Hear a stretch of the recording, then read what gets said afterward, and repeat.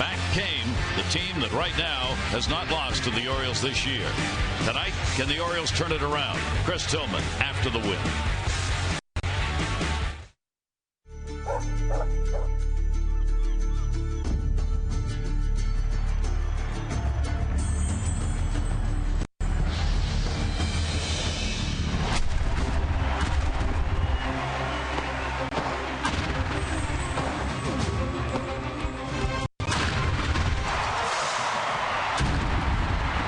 It's the Orioles on Massett and WJZ on a Saturday night here in Baltimore, and a beautiful night for baseball. Game 3 of the 4-game set. The Twins and the Orioles. The O's have not beaten the Twins yet this year.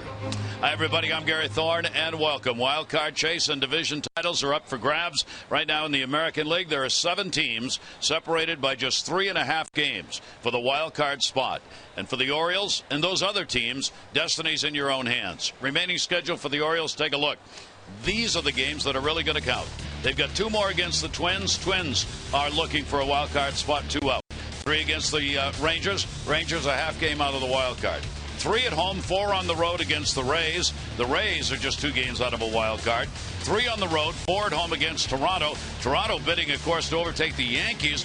They are a +4 right now in the first wild card spot. And 3 at home, 3 on the road against the New York Yankees. Yankees right now lead in the division by just 1 game.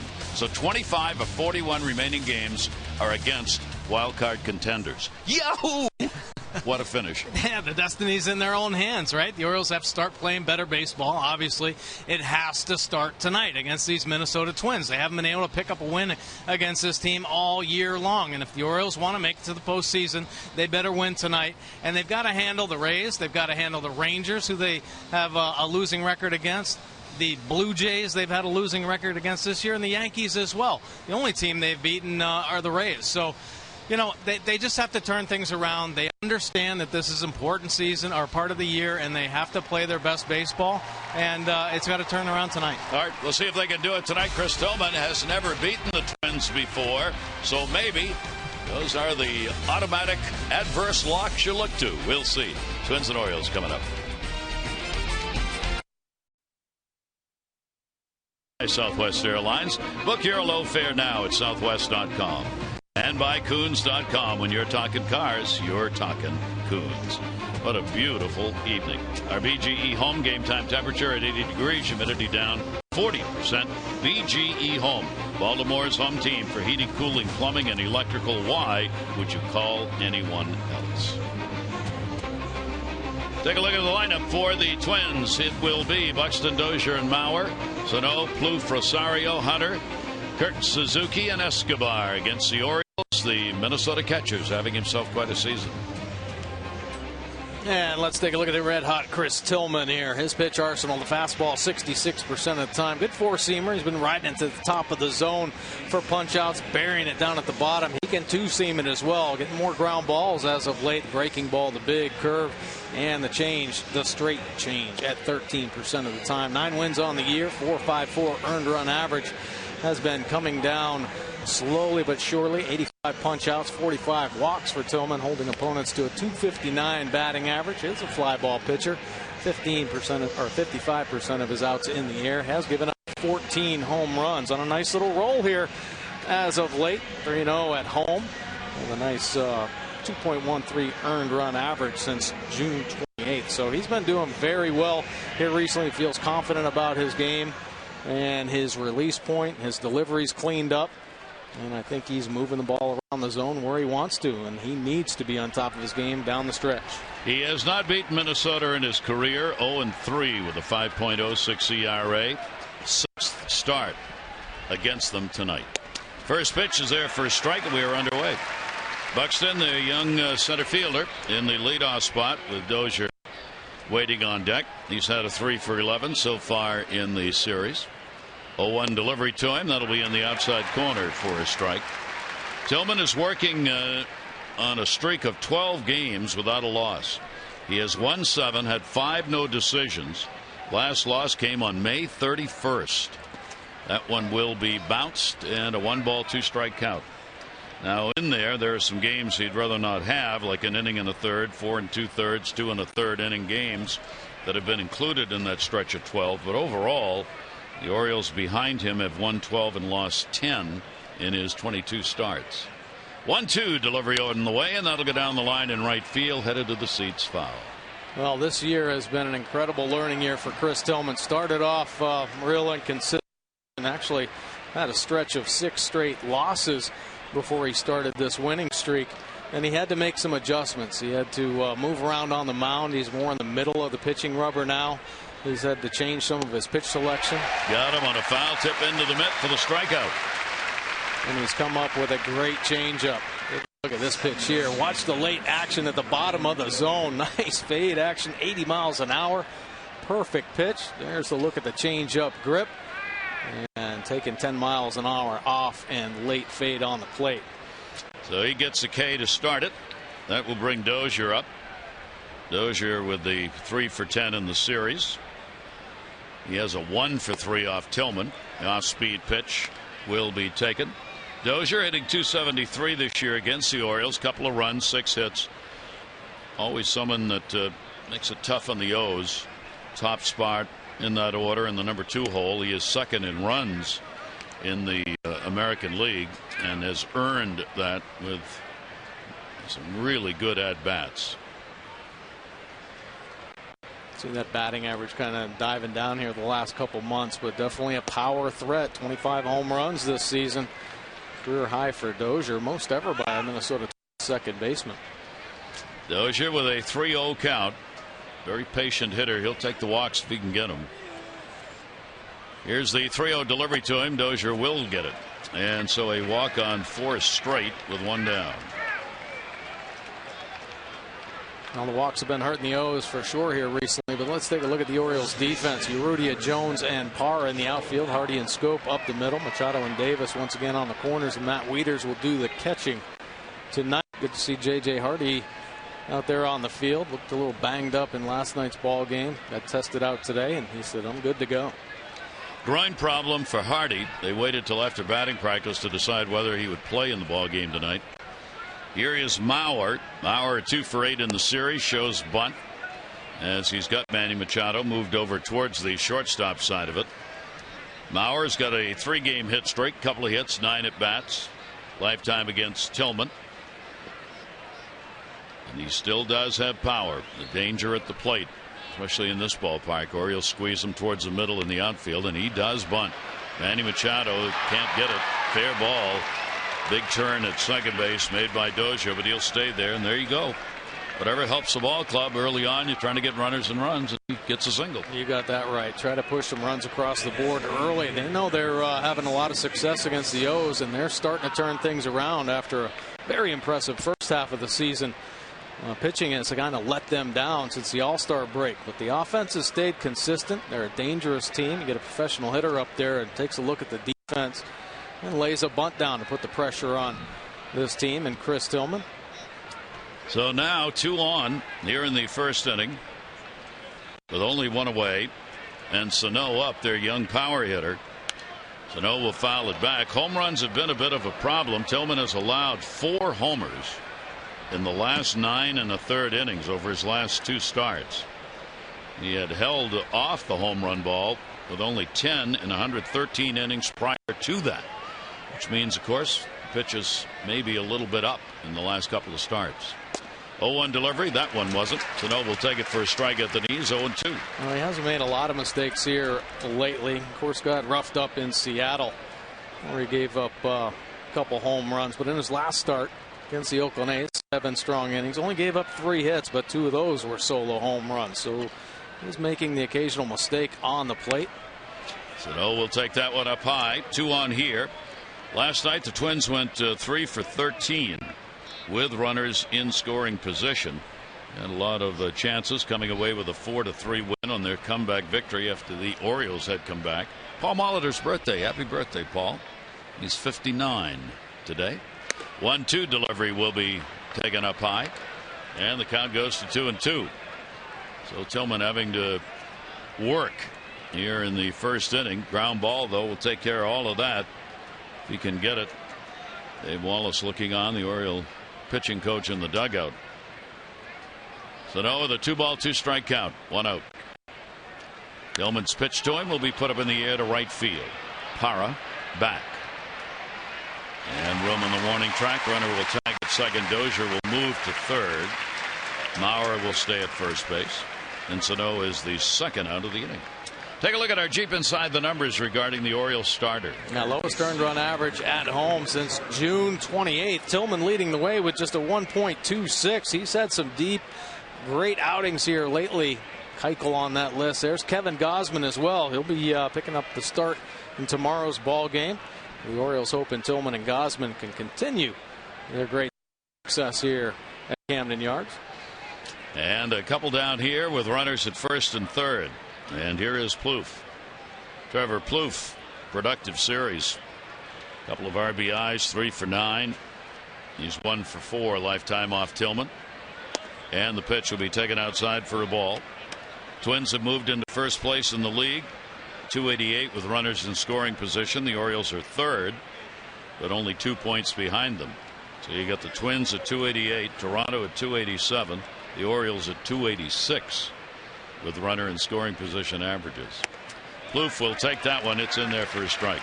That's nice. Chris Tillman can get that high strike. He can expand as well as anybody in the game at the top of the zone. To work the top early and then start riding the ladder up to the top. He'll get a lot of easy pop-ups or strikeouts up there. Throw over, and on the bag is Maurer. Like most of the Orioles starters, Chris still has the good number with runners in scoring position. Opponents hitting .236. 15 points or so below the average in the American League in that department. And first and third here. 1 ball, 1 strike count on Plouffe. And he will swing at one that rides in on him. 92 on the 1 ball, 2 strike count pitch. Boy, that's become Chris Tillman's go-to pitch, that 2-seam fastball. It holds the good velocity still. You saw 92 right there with the late movement. And he's been great at driving it to the bottom of the zone. Talk about his ground ball rate's been up since he's been on this nice little streak. That has been a big pitch. 1-2 delivery on the way. Line to short. Hardy's there. Snow cones it for the out. No runs. 1 hit. No errors. 2 are left on base. Orioles lineup coming up. Let's take a look at the O's lineup brought to you by Southwest. Book your low fare now at southwest.com. Machado, Power, and Jones. Davis, Wieters, Scope. Clevenger, Hardy, and Urrutia for Matt Wieters this season.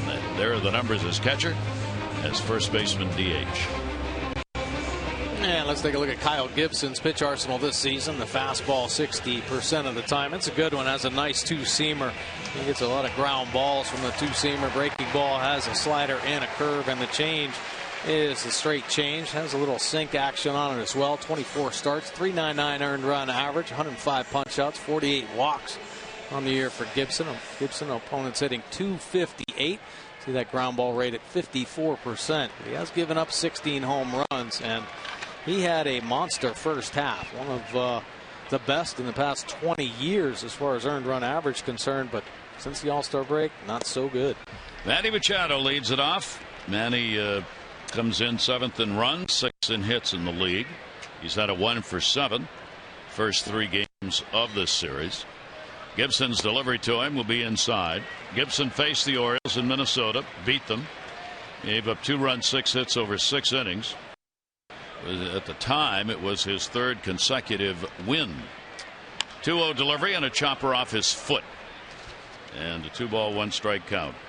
Let's look at that 2-seam fastball boring in on Manny Machado.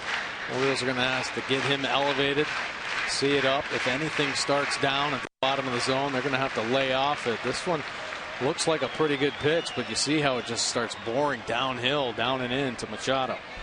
Here's the 2-1 delivery on the way, and Manny will take the pitch outside for a ball. He will give up some walks with 48 walks in 146 innings. Ratio of about 2-to-1 strikeouts to walks. 3-1 pitch on the way, and Manny laces that one into left field for a base hit. Rosario over, and the Orioles get the leadoff man on. Take a look at the Twins defense tonight. Rosario, Buxton, and Hunter in the Twins outfield. Escobar and Dozier Up the middle, Plouffe and Mauer on the corners, and Suzuki once again behind the plate. Red hot. Suzuki 8 hits, 17 at bats against the Orioles. Parra with an 8-game hit streak. Red hot bat. He's continued it with a 2-for-8 home run, the 4 RBIs in this series. Parra hitting .276 this year against Minnesota. Some of the games with the Orioles, some in Milwaukee. Trying to bunt for a base hit, laid it down, going to go to first. Will get a sacrifice on that. He'll be credited with moving Manny Machado down to second base, one away.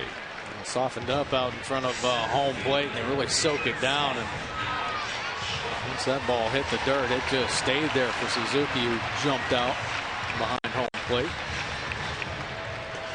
So now runner in scoring position for the Orioles. And that will bring up Adam Jones. Adam with a 3-game hit streak coming into this one. 2 for 7, a hit in each of the last couple of ball games. See whether or not he can pick up an RBI and get the Orioles on the board early here in this game. Outfield will play him deep, and the infield back with one away. Dozier will hold the runner close at second base. Delivery to Jones will be fouled back. Orioles last night only had 2 chances with a runner in scoring position. They ended up going 1 for 2 in the ball game. Credit Tommy Malone with a lot of that as he mowed down the Orioles in the middle part of the ball game. Adam at .250. He's fallen off from the numbers that he had last year in these situations for the Orioles. He hit .320. 0-1 count. Machado off second base. Adam will take a bouncer that's inside. Oh, he's going to pitch Adam Jones tough. Jones is a very dangerous hitter. The middle of this lineup is Jones and Davis. Probably one of the best combinations in the game right now. Both very hot, swinging the bat well. Limit those mistakes. You see him riding that 2-seamer down and in, trying to move Jones's feet a little bit. Here's the 1-1 delivery on the way. Jammed him. It'll go to third. It'll hold the runner. Plouffe. Little lollipop toss over there and gets Jones. So 2 down, unproductive out. Interesting number I saw on Kyle today is that he gets 37% of his strikes on pitches that are not in the strike zone. That is the highest in the major leagues. The problem for him has been since the All-Star break, balls put in play, it's a .352 batting average. Before the break it was .271. So it's where they're hitting him. That's right. Before the All-Star break, he was getting the outs. Balls put in play were outs. Since the All-Star break, balls put in play have been hits.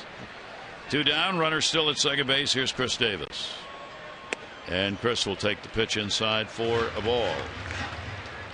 So with that scouting report, you'd figure the Orioles probably going to be a little extra patient, figuring the Gibson, who gets all those strikes on pitches out of the zone, is going to try and do that here. You got to force him to throw some strikes. Yeah, you really do. You got to bring him up in the top of the zone. Can't play into his game. If you show you're going to swing down with this 2-seamer or his breaking balls down at the bottom of the zone, he will take advantage of that. Most pitchers recognize it. Malone was doing it in last night's ball game. So threw a lot of changeups down and away to the righties, and Orioles kept pulling the trigger on it. 2-0 count on him. Pitch will be taken inside.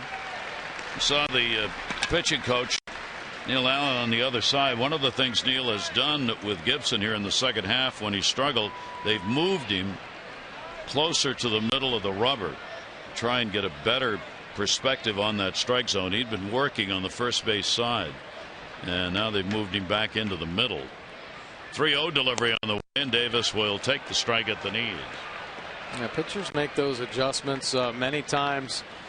They started one way to help create an angle on the pitches that they have, and then they have to make adjustments just so they can command the ball a little bit better. Chris Tillman has had to do that this season, and Gibson as well.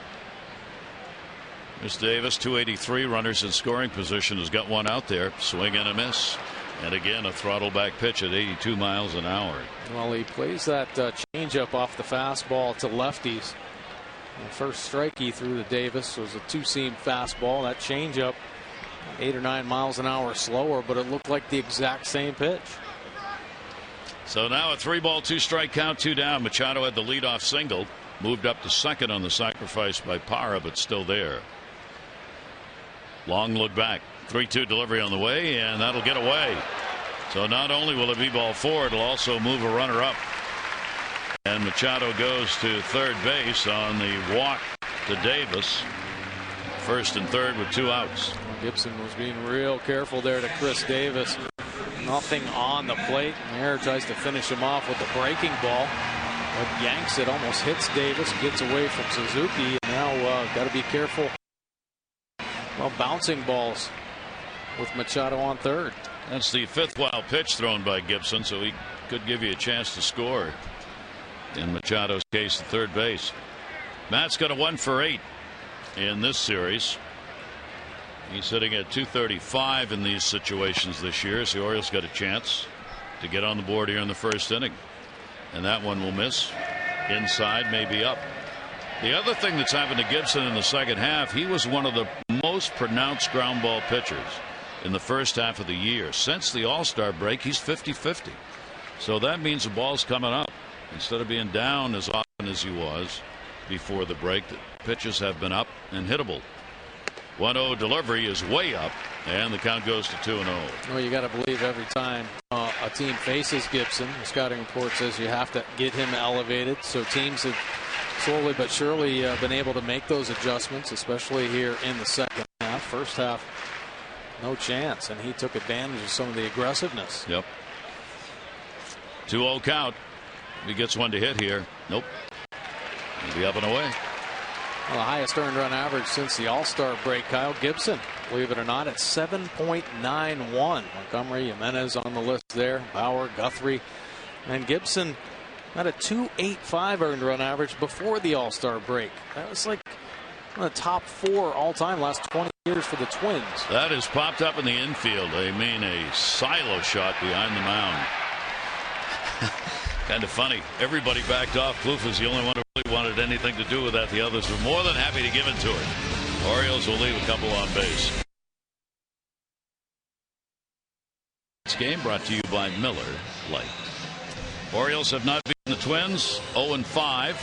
Twins have out hit them 318 to 229. They've outscored them 36 to 13.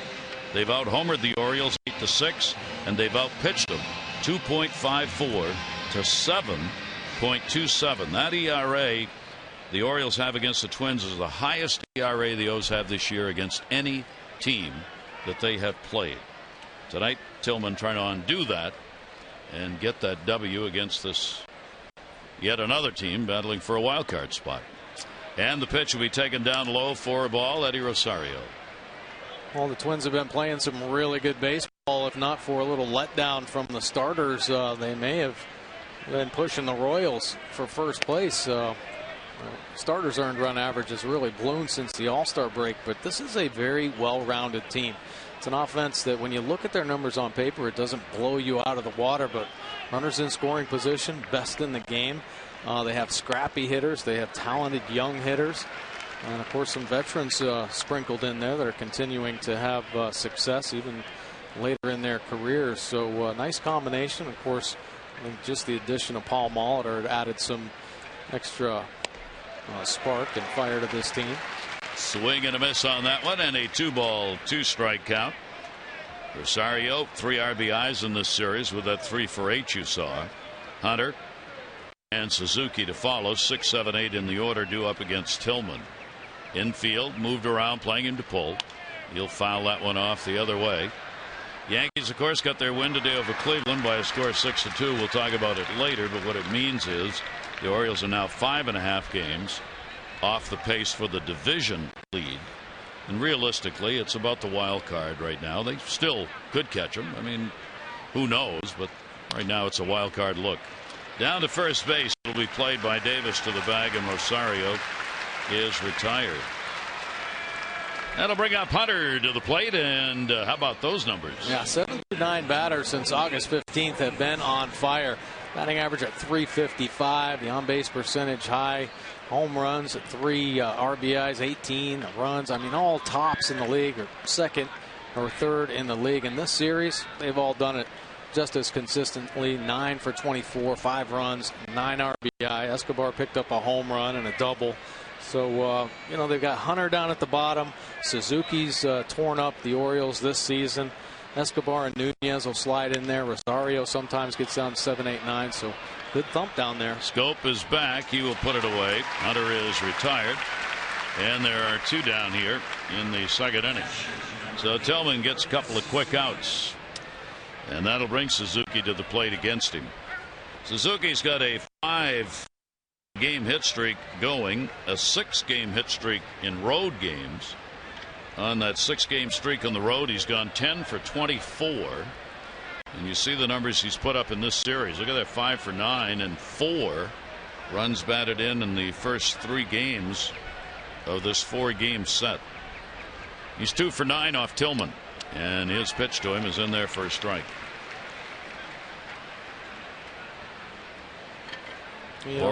When the Orioles offense starts clicking, it seems like the bottom of the order really starts to ignite them. When Caleb Joseph gets going and Jonathan Scope, whoever's down at the bottom of the lineup, there's a huge carryover. I think it excites obviously the top of the lineup. They get to drive him in, but Caleb Joseph having a monster year.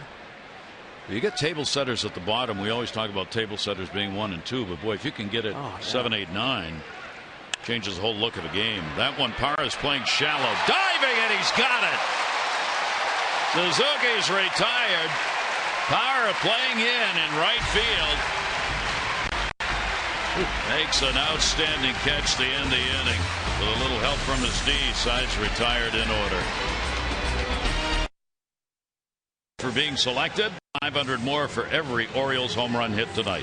Play baseball, Buck Scratch House, win up to $50,000 or enter non-winning tickets for a chance to be the contestant of the game.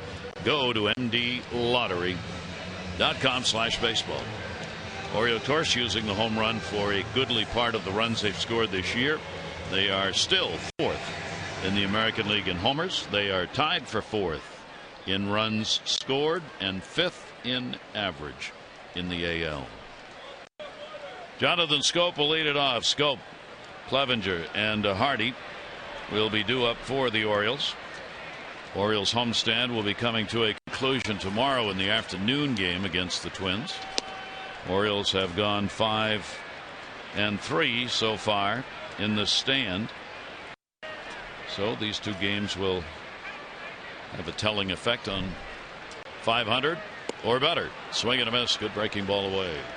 Yeah, real slider there from Gibson. Has a curveball as well, but slider the primary go-to spin pitch for Gibson. 1 ball, 1 strike count, and that'll be fouled off. Another thing about Gibson has been his numbers home and road, which not unusual for pitchers, but his ERA on the road has been about 2 runs higher, 5.05. 11 road starts this year, 2 runs higher than his 12 starts at Target Field in Minnesota. 1-2 delivery on the way, and that'll get in a little bit. Jackknifed away, and a 2 ball, 2 strike count. Target Field, a pretty pitcher-friendly ballpark, although we've seen it fly out of there. Nevertheless, when the Orioles were there, it just seemed to be jumping. Yeah. Good off-speed pitch. Had him out in front of it for a strikeout. Now that changeup, pretty impressive. Throwing off the sinker. He jackknifes with a 2-seam fastball and then comes right back in there with the changeup. See the circle change grip, but turns it over, holds it like the 2-seam fastball, and it gets that same type of action. Just 8 miles an hour slower. So 1 away, first strikeout for him. Clevenger, 5-game hit streak, goes after it, make it 6. That didn't take long. Clevenger is just seeing the ball. He's got a 1-out single, second inning. Tomorrow, come out, watch the Birds celebrate the other animals in your life as the first 20,000 fans will receive the Orioles pet leash. Those take on the Twins tomorrow afternoon. 4-legged friends can show their Birdland colors too. For tickets, Orioles.com or 888-848-BIRD. Final game tomorrow with Kevin Gausman against Mike Pelfrey. Sunday afternoon game. Here is J.J. Hardy. 0 for 5 so far in this series. 1 down. J.J. came out early today and did some running. John Russell came out with him along with Richie Bancels, the trainer. Groin problem that acted in the ball game last night. A constant back problem that flares. And there was a question whether or not he'd be able to play or not in this game, or whether Buck would give him a rest. But after the workout, he did some running, did some sprints, did some agility drills. And J.J. said, I'm okay to go, and so here he is. Well, J.J. Hardy, very mentally strong. Unfortunately, that takes a little away when you have to grind through some injuries, play with injuries. The mental toughness gets shot a little bit. J.J., nice to see him back on the field. Last night's ball game hit a little nubber off the end of the bat, and I think when he was breaking out of the box, it might have caught him a little bit. Stayed in the ball game. He just didn't look very comfortable. Yeah. 1 ball, 1 strike count on him. Steve Pearce, playing a rehab game today, is going to be ready to come back. Throw over. Buck Showalter intimating at the press conference today that the decision on what they'll do regarding Pearce, apparently on Monday, could depend on how J.J. Hardy feels after the games this weekend, which would seem to feel they're a little concerned about whether J.J. is going to be able to continue to go or not. And whether it's Hardy or someone else, Pearce looks like he'll be back on Monday. 2 ball, 1 strike count. Gibson, 27-year-old right-hander, 23 wins, 25 losses in his career. He was 13-12 last year. He's dropped his ERA about a half a run a game from last season, 4.5 to 3.99. 2-1, runner goes, hit and run, chopper to short, gonna have to go to first and in a hurry. JJ just cannot run hard. I mean, he runs as hard as he can, but there's just no speed in it. So Escobar able to get the out. And it's time for you to tweet your strongest fan photo. Use O's Couch Cam, and you just might see yourself in an upcoming broadcast brought to you by T-Mobile. And even when you tell yourself to kind of go easy in a ball game, you know, the adrenaline is still there, and you're still going to have a little bit of a push, and at times even the reaction on ground ball.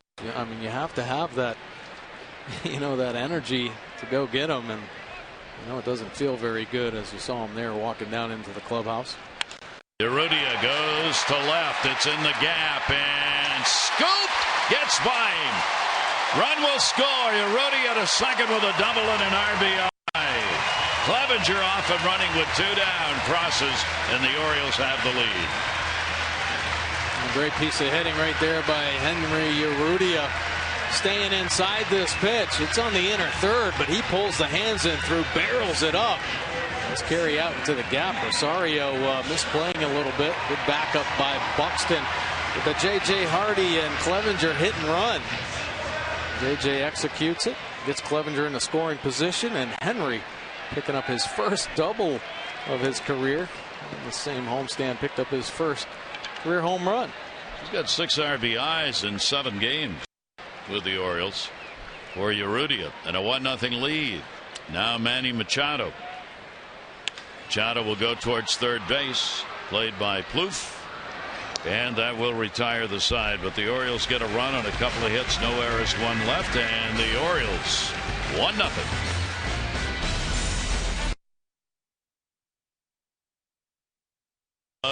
Chris Davis, 12-year-old Jesse Brocado of Annandale, Virginia, a Special Olympics athlete who had a dream come true today. Prior to the game, Chris Davis meeting her in the clubhouse, and she got to throw out the first pitch, and Chris Davis came out, and she threw a strike. What else when you're a great athlete? And she's watching the ball game tonight. Her sister wrote a great article about her, Abby, who said, I understand why people treat her the way they do. Instead of seeing the needs, they see the special. Great. Yeah, good stuff right there. Here is Escobar, and he will take it for a strike. Escobar, number 9 in the order. So what a day for her and for Chris. Yeah. Tillman with the 0-1 delivery. In between innings, she was trying to get on the big screen. She was waving her arms. That camera, get on me, get on me. He's all fired up to be here. That's a great moment for her. Buxton, top of the order, waiting on deck. Escobar will take the one that bounces. 0 for 2, the only times he has faced Tillman. This Minnesota ball club, 17-17 in one-run ball games now with the victory they picked up in the 4-3 win last night. Orioles dropped to 17-20 in one-run games, and he got it. Strikeout number 2. High fastball coming up big here for Chris Tillman. Escobar at the bottom, important first out here. Don't want this lineup turning over with somebody on base, and you see it riding to the top. And it holds true. It's almost like a rising fastball. Escobar just getting a piece of it. Nice job by Wieters to hold on. First out recorded in all 3 innings. It's a number Chris is trying to improve on at 57% this year, getting leadoff batters, well below his 71% that he had last year. Buxton, a strikeout victim, his first time up. And he will take that pitch for a strike. Twins on a road trip. They've gone 2-3 through the first 5. They're going to have a day off tomorrow, and then they'll have a 3-game series in Tampa.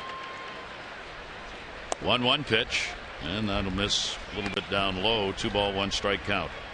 Well, Twins have had a very interesting season, to say the least. I mean, you know, getting postseason pictures in their eyes the first half, and of course the skid we've been talking about after the All-Star break, but they've had success all year long against every division. They've won in the American League East. They've won in their own division. They've won against the West. The only thing they haven't done well this year is play interleague play well. They've lost against the National League, and of course they're matched up against St. Louis and the Cubs, so pretty tough division. Parra going back. He is there. He's got it. And Buxton is retired, 2 away. When the Orioles return home after the upcoming road trip, postseason races are going to heat up even more. O's host the Rays, 3-game set beginning Monday, August 31st. Tuesday, September 1. Don't miss Ollie's Bargain Night. Presented by Ollie's Bargain Outlet. Upper reserves only $10. Tickets, Orioles.com or 888-848-BIRD. 2 down, bases empty. Infield shifts around on Dozier. Dozier drew a walk his first time up. 2 down here in the 3rd inning. And Dozier will take the pitch for a ball. Second in runs in the league, where he has been for the past few weeks. Counts for more times crossing the plate than any other member of his ball club. 1-0 pitch. He's also been a good double hitters for this team. He's been up there among the leaders in doubles in the American League most of the season. Right now he is 5th with 31. 1 ball, 1 strike. Delivery to him is outside. Well, he's really become an impact player. A few seasons now with the Twins. Came up as a shortstop. A little too tough, I think, mentally for him. Got to relax a little bit. Ron Gardenhire moved him over to second base, and his offense has just taken off the last couple of years. Tillman gets that one on the 80-mile-an-hour delivery. Good pitch. See Chris Tillman versus righties, his pitch arsenal. Fastball 64%, the breaking ball 24%, and the changeup 12% of the time. Of course, we've seen that 2-seamer he's been working in out of that fastball. 2-2 into the shift. Jonathan Scope right behind second base will make the play. And a 1-2-3 inning. It's going to be 8 in a row set down. The Orioles have the 1-0 lead. In these dog days, they have scored 91 runs, 4th in the American League. The Red Sox have exploded offensively in August. The Orioles have the most home runs in the month in the American League at 32. The OPS is ranked 3rd. Boston's number 1 there. And who would ever have thought the Orioles ranked 10th in earned run average in the month of August, and Toronto ranks 1st. You would have thought it would be flipped the other way. Yeah, you really would. But they have certainly stepped up. I think the addition of David Price will certainly help add some confidence to that rotation. Toronto making a run at the Yankees, but the Yankees just refuse to lose ball games. Toronto's playing the Angels on the West Coast tonight. Here is Parra, who will take the pitch for a strike. Sacrifice, first time up. Our Maryland Live Casino inside the numbers. Oh yeah, Parra has been swinging a hot bat. 8-game hit streak, 400, 4 homers, 9 RBIs, 9 runs, 1.188 our OPS. He's been so impressive, playing a real good defense, and hammering the ball to right field. 4 of those home runs up in the flag court. That's joining the Orioles. He's hitting .284. 5 home runs, 10 RBIs, 17 runs scored in 19 games for the Orioles. 0-2 delivery on the way. Parra will take the breaking ball. It'll be inside. And a 1-ball 2-strike count from Gibson. I was reading a stat on Parra. Now, you try to find out about these guys when they come over from another league, but since June 11th, he's been hitting .354, the highest in all of baseball. So he's been a clutch performer. With great numbers. You can see why the Orioles were fortunate to get him. We were talking between innings. I mean, this is a good ball player. This is just a really good all-around player. Yeah, well-rounded. Used the whole field. He can hit anywhere in the lineup, but of course Buck loves him at the top. Slid right into the number 2 hole nicely. 1-ball 2-strike count on him. Defense straight up.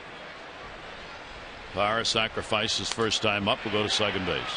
Big hop played by Dozier. And gets the out, and 1 down.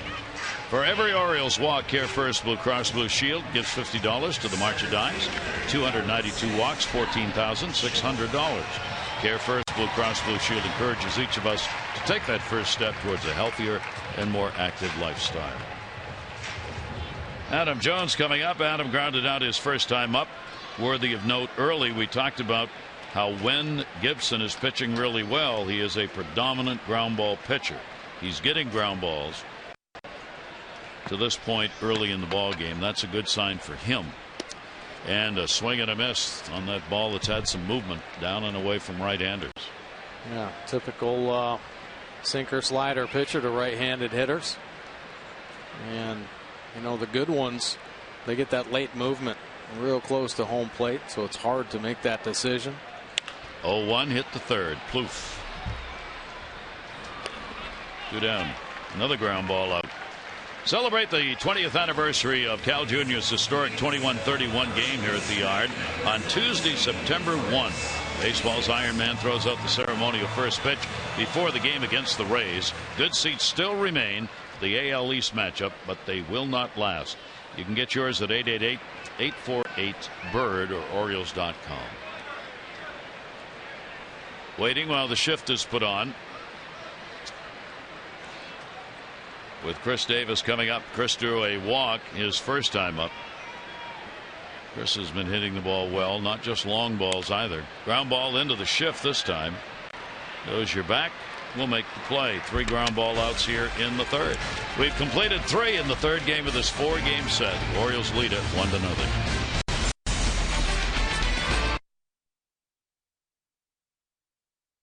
Low fare now at Southwest.com and by your local Mercedes dealership. Just a hint of fall coming along the way. This lady you see in the middle, those are obviously the Hawaiian shirts, and we think she has taken 2 or 3 of them and made a dress out of it. We saw this lady in Anaheim. Yeah, and she had that dress on there, and I got to believe it was put together. How can a woman wear the same dress twice? I don't know, but who is her wardrobe coordinator? Yeah, that's pretty good. That was great. And the pitch is taken for a strike. Imagine if men thought they had to wear different clothes every time they went somewhere to go out or something. Oh, it's not possible. No, it is not. I'd barely get the shirts back to wear for games in time for the next series. Here is Mauer. Mauer to base hit his first time up. Orioles a run on 3 hits. The Twins 0 and 1. That one hit being Mauer's base hit. Chris Tillman, great command of all of his pitches right now, and we've seen this trend slowly start to build here over the past couple months. And They've needed Chris Tillman to step up and be this team's ace, and he's really starting to feel it. 1-2 delivery on the way is going to be up high. So a 2-ball, 2-strike count. Tight ball game to start here with both pitchers on, Gibson and Tillman. Chris is trying to set a mark. If he'd get a win here today, he'd be the first Orioles pitcher since 2007 to have these straight decisions in 9 games. Adam Jones, he got it. Oh, mercy. He's going to smile on that one. He started in a different direction, realized he had to come in, lost a little bit of his footing, and still able to make the catch. Boy, these are some tough reads for outfielders. This ball is squared up, probably knuckling out to Adam Jones. Adam Jones makes the best lines and reads on balls hitting the outfield. But there off the bat, it's moving all over the place. He breaks back, then comes forward, and the ball starts diving. And this is a tremendous play for Jones. So Adam helps out, gets the out, immediately goes to the sunflower seeds. Yeah, he's saying Kirby, it would have gone under his glove. Sano will take the pitch, and it will miss. Take a look at this concentration from Adam Jones. When he started breaking back and then he sees the ball start diving, a little bit of panic set in, but he kept his cool and came up with a great play. Breaking ball from Tillman's going to miss up high. So no flight out to right field his first time up.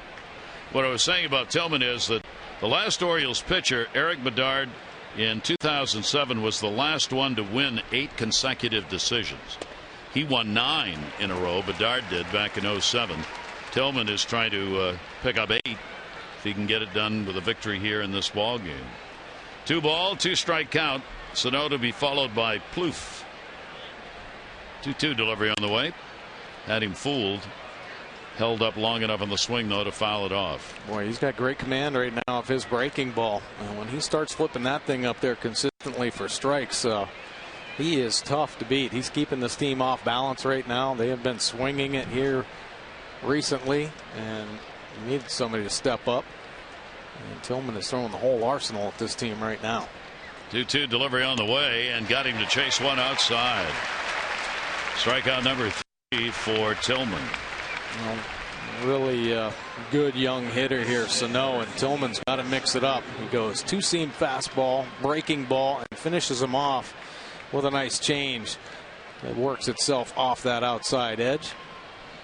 So 2 down here in the 4th inning. Plouffe is up, lined out his first time up.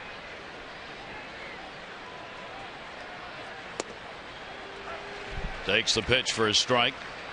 Chris does need those first pitch strikes. He is a pitcher who relies on that to be better. First pitch strikes, hitters 219, 1-0, 294. Outside corner, 4-a strike, 0-2. Well, he is just rocking and firing right now. He's got himself a nice little rhythm. Got to keep it going. Mixing up his pitches, not falling into any type of pattern, and aggressive in the zone. 0-2 the count.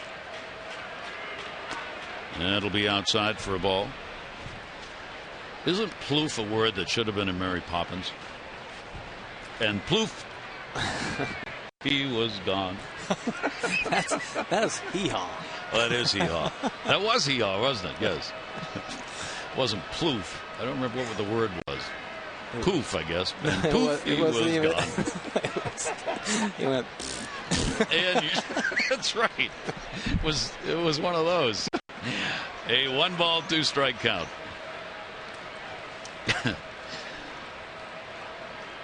Tillman's delivery to him, and Plouffe, you're out.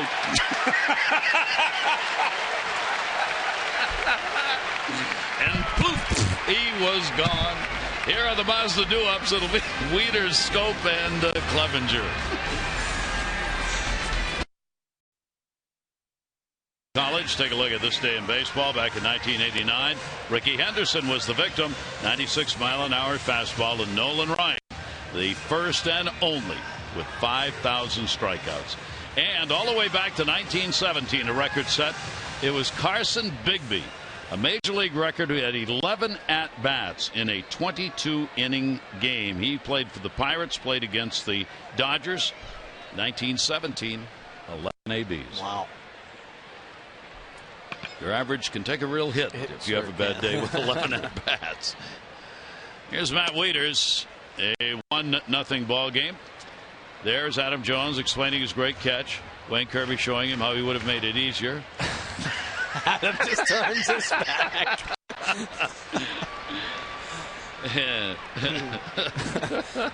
I'm going to hang out with the hitting coach now.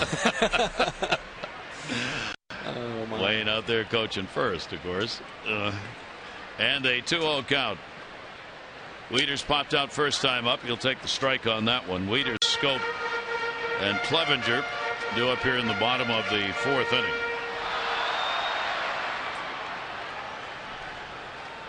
No walks, 1 strikeout for Gibson. 1 walk, 4 strikeouts for Tillman. Turns on that one, and that'll be a foul ball. Gibson hasn't made a lot of mistakes. I know you're watching these Twin starters and you're wondering where did things go wrong, because it seems like they've been on top of their game here against the Orioles. Seeing 3 really good starts. 2-2 delivery to Wieters, and it'll break inside. Matt had his 8-game hit streak snapped in the ball game last night. 3 doubles, 9 home runs, 18 RBIs, 18 runs scored in his last 18 ball games. And that one to first base will also be foul. 3 ball, 2 strike count. Gibson having to work here on the 3-2 count. Orioles have had a leadoff man on in one of the first 3 innings. Machado in the first was stranded.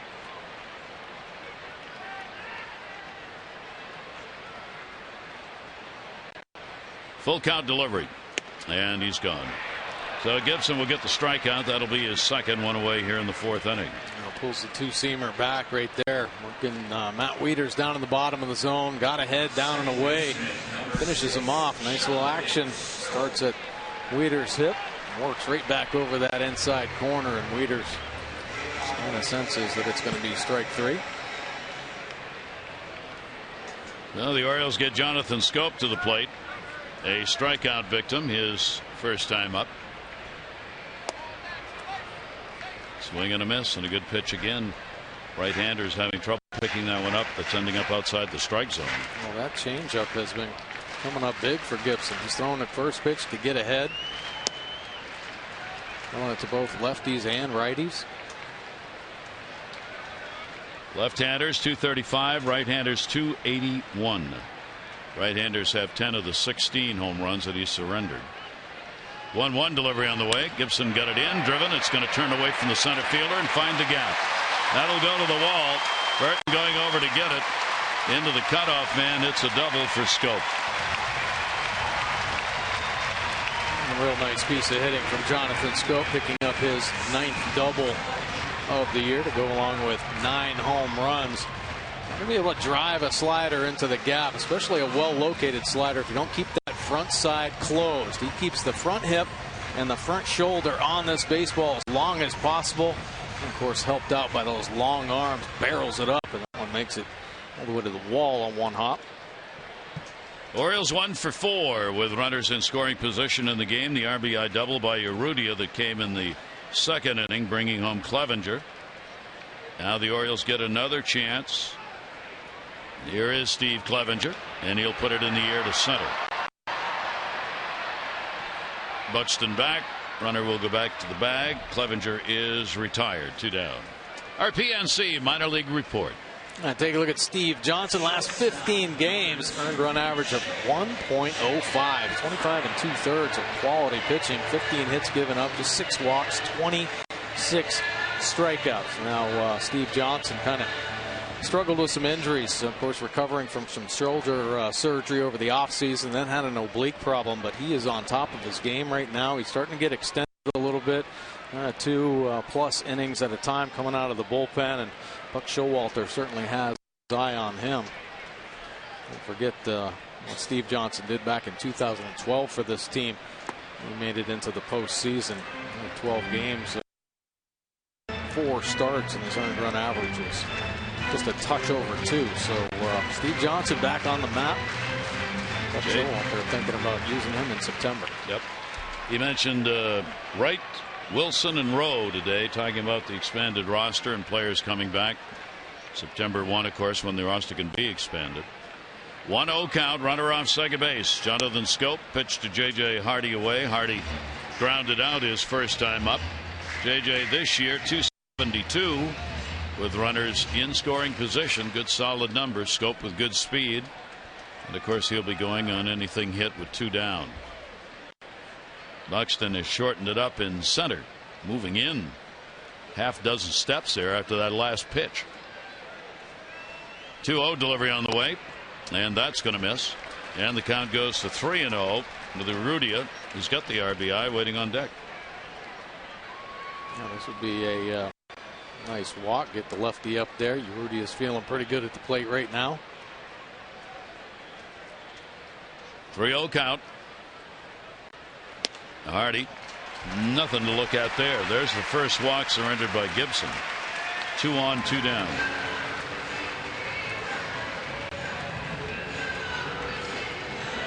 Now let's see what the O's can do with it. Chance to add to their 1-0 lead. And a chance for Urrutia again. 4-game hit streak now for Urrutia with a double and an RBI in the second inning. He's had 3 hits and 4 at bats in this series. And now he's got runners at first and second base. Escobar holding the runner close at second. Pitch will miss for a ball. 5 in a row out of the strike zone. Now, lefties go up against Gibson. They really have to gear towards that outer third. That sinker moving away. We've only seen him throw that fastball in one time, and that was to get Matt Wieters. He'll throw occasional breaking balls to the lefties, but primarily stay on that outer third. And that one's going to miss. And that will bring Suzuki out to the mound to talk to Gibson. Can't find the strike zone right now. As we said, he has walked a few and just gets out of whack, which is they've been trying to fix up those mechanics, moving him around on the rubber. So Urrutia may get one to hit here. Urrutia's gone coming into the game 4 for 7 with runners in scoring position. And he got the RBI in the second inning on his double. Escobar jockeying at second with Schoop to hold him close. 2-0 delivery on the way to him. And that is a strike at the knees, but certainly didn't give in on that pitch. Yeah, quality pitcher's pitch there. Driving the 2-seamer to the bottom of the zone. Pulling up that down and away quadrant. 2-1 strike count. Book right now on Urrutia apparently. Go the other way in the outfield. They shade him to left. 2-1 pitch on the way. Goes the other way. Knocked down by Mauer. He's got to go to the bag, and he gets there. And Urrutia trips over his foot.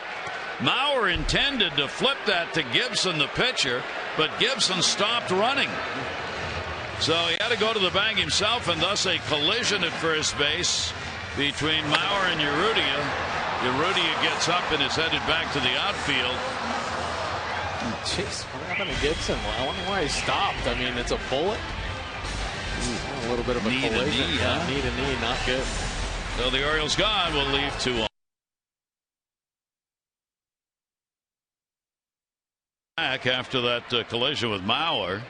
Mauer went in the dugout, pointed to the side of his knee, and was kind of limping as he went down under. Oh, he limped off the field. A couple big guys, full speed, run into each other, knee to knee. That does not feel good. Rosario will lead it off as we go to the 5th inning. Rosario grounded out his first time up. First inning, the only chance the Twins have had against Tillman. They got a walk and a single with 1 away. Tillman got the next 2 outs. The Orioles, they had a chance in the first, got a couple on, 2 down, didn't score, and then came through in the Urrutia double in the second inning, and that's been it. Pitchers have dominated. Very efficient here for Tillman. Nice mix of all of his pitches. Great command. Doesn't have to put any away right now. And he got him tag put on just in case. 5 strikeouts. 3 in a row. Yeah, this is the thing about Tillman. There are times when he just can't find the command of that breaking ball. So an opposing offense just files it away. They just spit on the breaking ball. Here he throws it for a strike and then buries it for the strike out. Perfect execution on both curveballs. We'll bring Torrey Hunter to the plate. Torrey popped out his first time up. He's 1 for 5 with a home run lifetime off Tillman. Hunter will take the pitch for a strike. Texas Rangers making things interesting as they're in a battle now for the wild card spot. They've won 7 of their last 9. They're tied with the Orioles. A half game out of the second wild card spot coming into today's play. They've got a 4-0 lead in Detroit tonight. 0-2 count.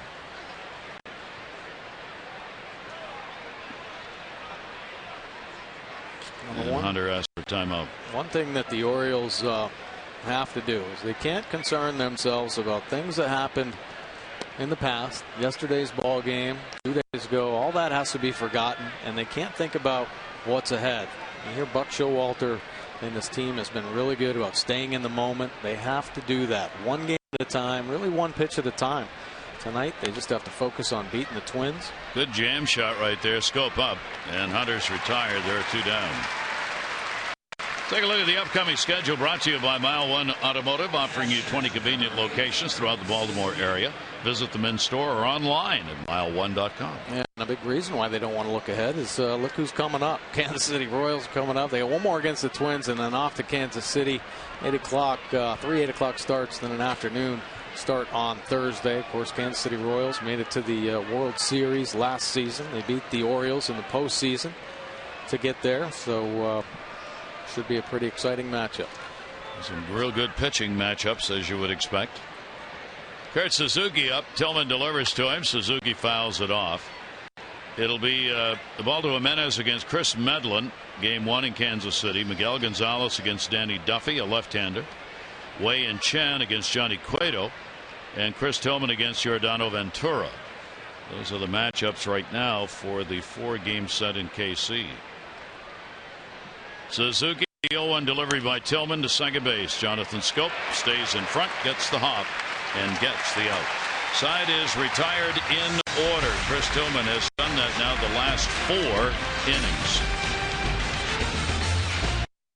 Parra flashing the leather. Not only can he swing it, he can flash it. Beautiful play there by Parra. And then Urrutia driving in Clevenger. He's come up with some big hits here recently. Clevenger on base with a single to keep his streak alive.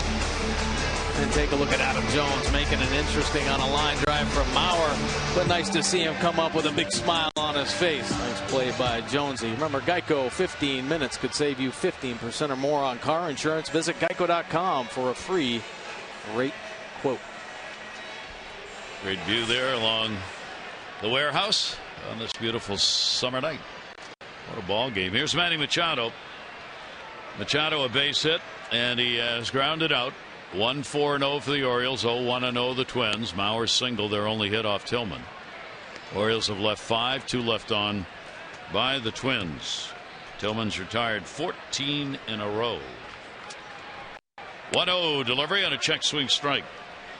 Talking about Kansas City, they're playing in Boston. The Red Sox have won 6 of 8, hitting .366 with 15 home runs during that 8-game span. They are playing the Royals. Red Sox have outscored opponents 26-8 during their 4-game win streak. Royals 31-28 on the road, but they've dropped 8 of their last 12 road games. Their ERA on the road in those games is 5. Strike taken away, and the count will go to 2 balls and 2 strikes. Gibson really starting to settle in himself. Nice mix of all of his pitches. Great confidence with that changeup thrown in early in the count. Will miss a little bit inside with that one. So the count will go to 3-2 on Manny, who's been flirting with that 300 batting average of late. You see against the Twins, that's exactly what he's got. 300 batting average. 299 overall. And he got out in front of it and supplies a hard souvenir. Another changeup, steady diet of changeups to Manny Machado here. They're happy about it. Some excitement down there. 3 ball, 2 strike count.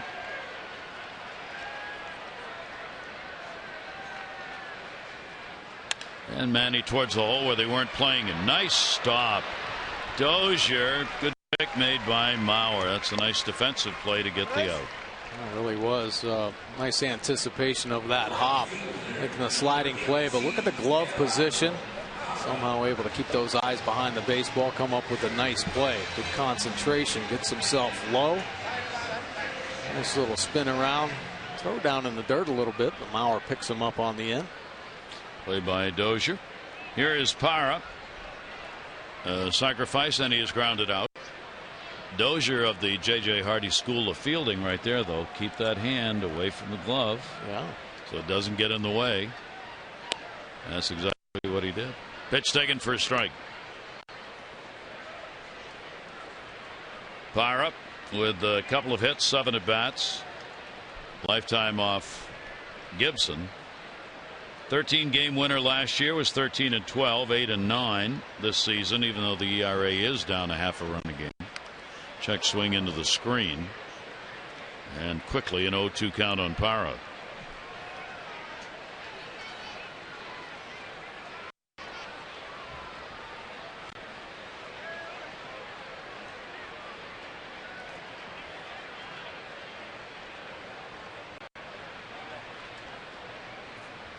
Two-strike pitch. That'll be in the dirt. Bounce that one. Hasn't really thrown a lot of breaking balls. If he's feeling too good about that changeup and that two-seam fastball, but you have to keep showing them. You have to keep it in hitters' heads. They have the secondary pitches, and they're bouncing one wisely up 0-2. And the 1-2 delivery on the way to Parra, and a swing, and it's a fair ball. And he's thrown out. Suzuki coming out of there in a hurry to get the out, and there are 2 down. O's fans never miss a game update, behind the scenes moment of exclusive contests and more. Follow Masson Orioles on Twitter for all the latest Orioles buzz. Again, that's Masson Orioles on Twitter. Lots of orange in the ballpark tonight. Another good crowd on hand. Over 32,000 at the ball game last night, and probably more than that here tonight. 2 down, bases are empty. Adam Jones has grounded out the third twice in the ball game. Orioles on this homestand averaging almost 5.9 runs per ball game, giving up about 4.8. So it has been a highly offensive homestand for the Orioles so far, to their advantage, 5-3. Jones goes after it, fouls it back. I'd like to put up a crooked number here, get some separation between this Twins team. Twins have all of a sudden regained some interest in the postseason, so playing some pretty good baseball right now. Adams hit .250 against the Twins this year. 1 home run, couple of RBIs. Gibson's 0-2 delivery to him will be outside. Well, Bert Blyleven, the former great pitcher, Twins broadcaster, was telling me before the game, he said Gibson's got a pretty good slider, especially to right-handers, but he doesn't trust it. So that's why he throws a changeup more often. And Bert thought if he could ever start trusting that slider, it would be a great addition as an out pitch for him. It'll be taken inside, and the count goes to 2-2. Backup sliders and mistake sliders, if you're not convicted in throwing it, leave it on the plate. It can go a long way. So, especially against a powerhouse offense like this, he has the Orioles really off balance going back and forward because of the change up and that two-seam fastball. So he's sticking with that plan right now. Early on in the ball game, he showed that slider a little bit more consistently, but settling into the fastball change combination. He's got a 3-2 count with 2 down on Adam Jones. And the full count delivery is fouled off. We'll take a look at Kyle Gibson, what he's flipping up to righties this season. It's 57% fastball, breaking ball 29% of the time. What is that slider to the righties, and the change 14%. He was a first-round selection, 22 overall, by the Twins in 09 out of the University of Missouri. First full season in the majors was last year. Again, there'll be a 3-2, seventh pitch of the at-bat. Jones in the air, center field. Buxton will come on, and he will put it away. These two pitchers are really going at it. Again, side retired in order. Orioles remain up by 1. Their number one prospect. Another good outing, a run on 3 hits over 6. Got the win. Gardner and McCann had home runs in the first inning. Francisco Lindor for Cleveland hit for the cycle in that one. 24 games this year, a Rays starter has not yielded a run. That is the most in the majors. The Dodgers are second. And David Price is getting it done. First pitcher in Blue Jays history to allow 3 runs or fewer with 6 or more strikeouts in each of his first starts for the team. And that deal, the Jays right now looking to be the big deal that was made to this point. Yeah, absolutely. You got to shut down number one starter. That just lifts everybody's confidence. 1-0 delivery on the way to Escobar, and then he'll skip through to the backstop. 70 pitches thrown by Chris Tillman as we go to the 6th inning. Escobar, number 9 in the order, struck out his first time up. And he will take the pitch up high for a ball. So a 3-0 count. Tillman's issued only 1 walk. And that came back in the first inning to Dozier.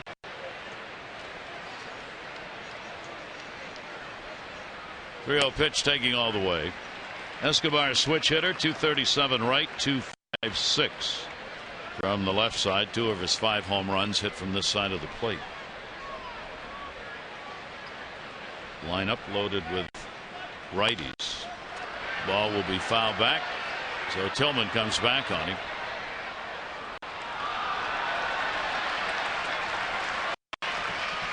Chris has averaged 5 2/3 innings in the starts he's had this year. This is his 23rd start. 207 innings last year, 130 so far this year. Lifted to the gap. That's going to fall in for a base hit. Adam Jones will try and cut it off. He does. Bobbles. So there's no play at second base. I think he wanted to try and hustle that in. Thought he might have a chance. He was thinking about gunning him down at second for sure. I don't know if he got his glove in a good position. He's trying to get around that. Might have been easier just to backhand and stay through that ball. You can see a shortstop or third baseman do. And of course, Adam Jones loves to act like a shortstop out there in center field, but couldn't quite get the glove in the right position. Escobar on second base with his 20th double of the year. So now in a 1-0 ball game. That's just the second hit picked up in the game for the Twins. Buxton, and that'll be a foul ball. And Wieters did not have a chance to pick that up and then try and make a play on it. Went directly over his head. Though Buxton trying to move the runner over to third base. Interesting. It was bunting for a sacrifice here in this situation. Yeah, Buxton laid down a bunt in yesterday's ball game. A really nice bunt. And here, you know, a hitter with great speed, they can lay down a sacrifice bunt and still put a lot of pressure on. It's not an easy out by any means. Tillman will look to scope and got him. Whoa! Was that close? He was flying down the line. Molitor's up. He wants to look at it. He's asking his video team to take a look on that play at first base. Escobar goes over to third. Well, we'll see whether or not he wants to challenge on the call by Chris Conroy at first.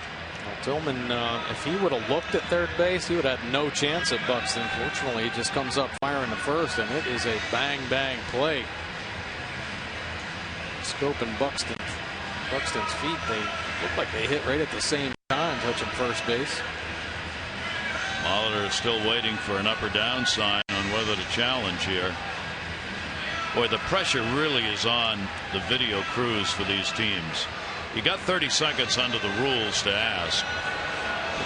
We haven't seen it enforced at all.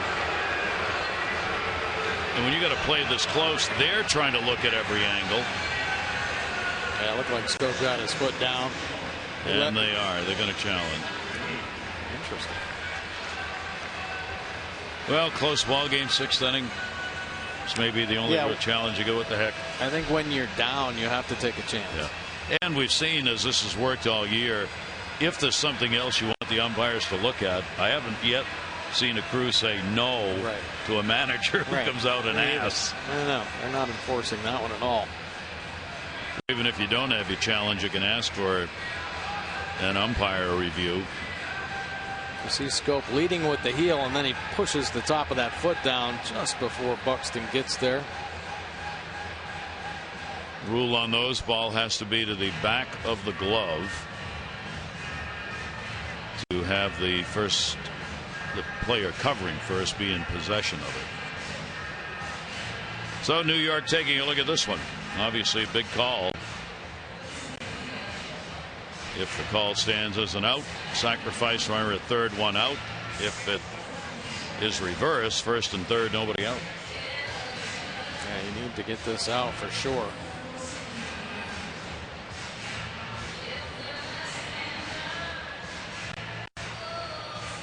Tillman coming up, throwing. Buxton just flying down the line. Man. Looked like he might have had his foot over the bag before the ball got there, but did he get it down on the bag? Right. No, the top of the bag instead of that front.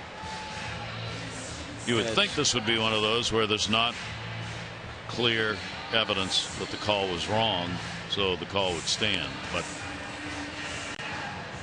we'll see.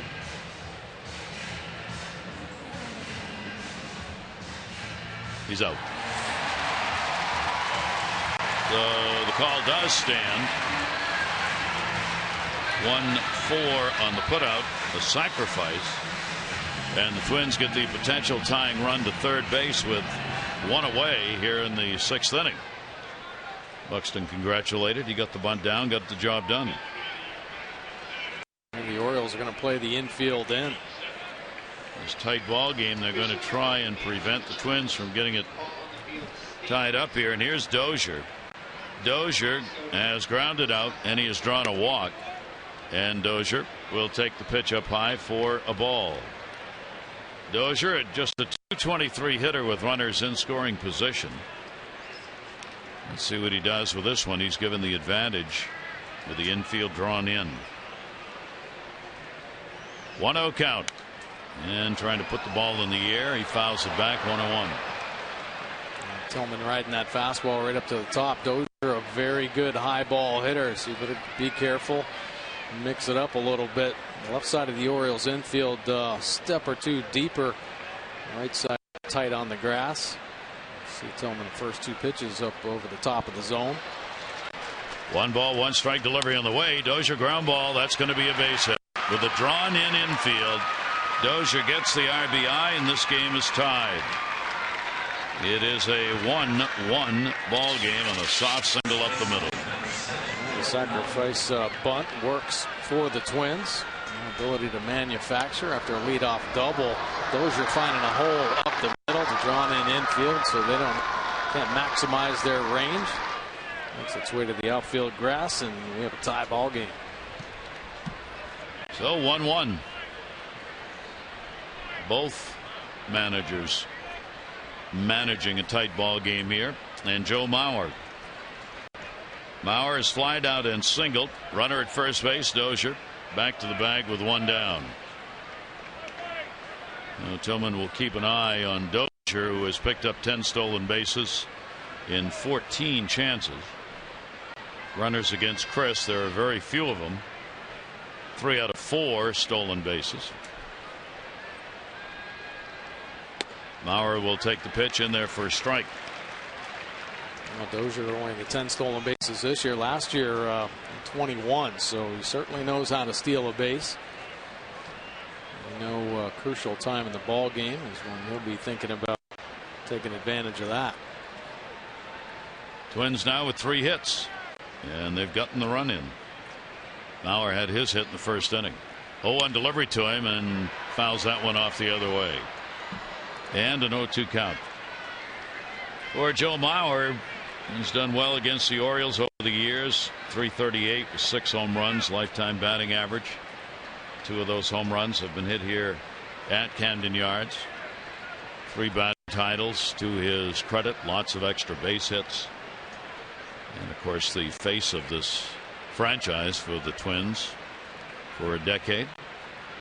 0-2 delivery on the way, and Mauer going for the long ball right there. Swings through it.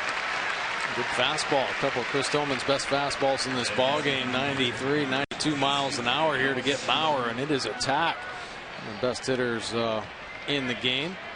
And he stays aggressive on him, not give him a chance. We'll see something slower. Big second out there for Tillman. 6 strikeouts for Chris in the game. 2 down, runner at first. Sano up. He has struck out, flied out. Infield moved around on him, and the pitch will be up and in. Sano coming out of the minors where he played over 400 games, almost 450. He hit .278 overall in the minors, 105 home runs, 445 games, so power. And he's shown it here. 1-0 delivery, and that one is going to be bounced. And that power he displayed in the minor leagues was when he was a teenager primarily. He's only 21 years old. Yeah. A lot of times young hitters, their power doesn't start maturing until they get up over 1,000 at bats at the major league level. He's ready to rock and roll. 2-0 count. And Sano puts that one in the air, right center field. Adam Jones will put it away for the out. Twins come back to tie it up. They get a run on 2 hits, RBI by Dozier, 1-1.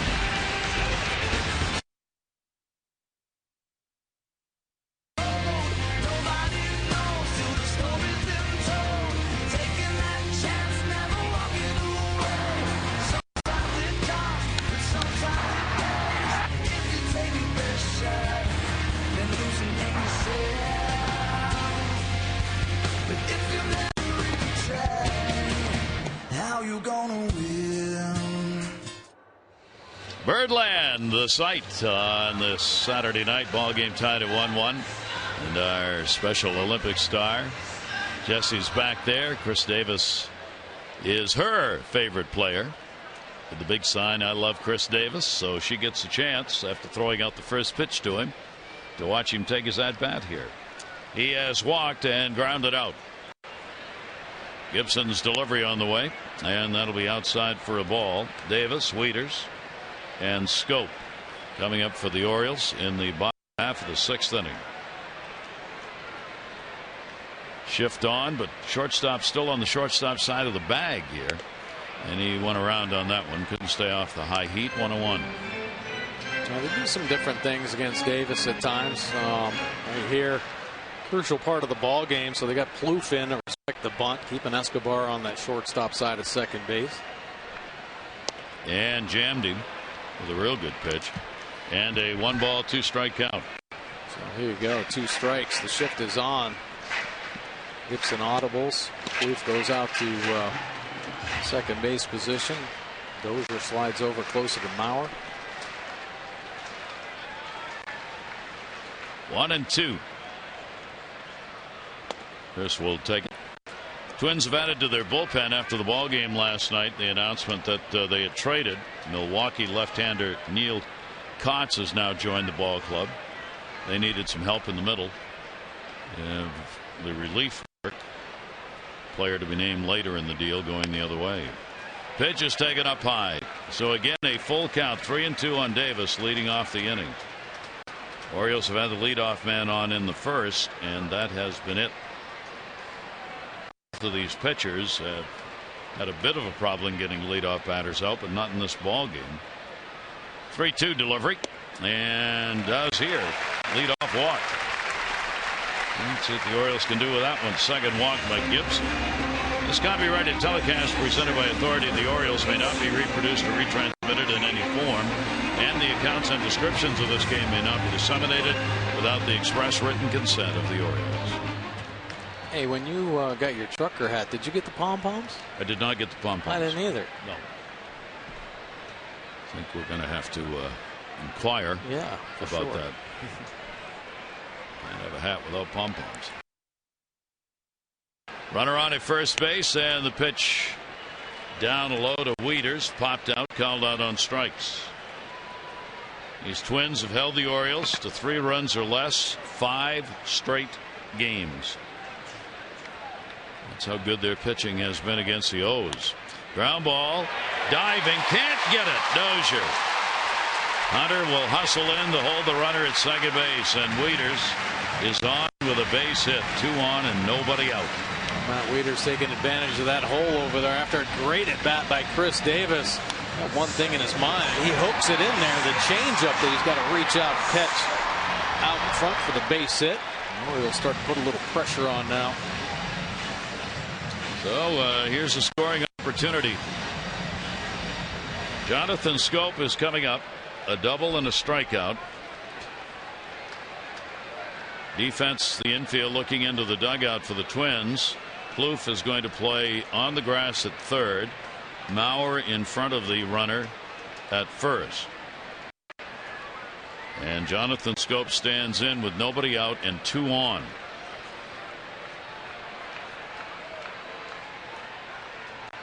Gibson with a long look back.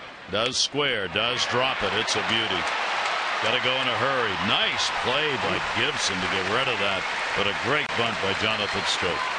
Well, it really was. Buck Showalter had a talk with his team about bunting, and a lot of times hitters get a little tied up when they have to square around. So Jonathan Schoop bunts like a base hit there and executes it perfectly. Get the bat out in front, creates the angle. Ball gets softened by the dirt out in front of home plate. Gibson ends up making a really nice play on a really good bunt. So now the Orioles have 2 in scoring position with only 1 away. Sacrifice picked up by Jonathan Schoop creates the opportunity for the Orioles. That's his first sacrifice of the year. The intentional pass will be given to Clevenger, who's got a single and is flied out. So they're going to create the force at any base with Hardy waiting on deck. So Paul Molitor again having to strategize here in this 1-1 ball game in the 6th inning.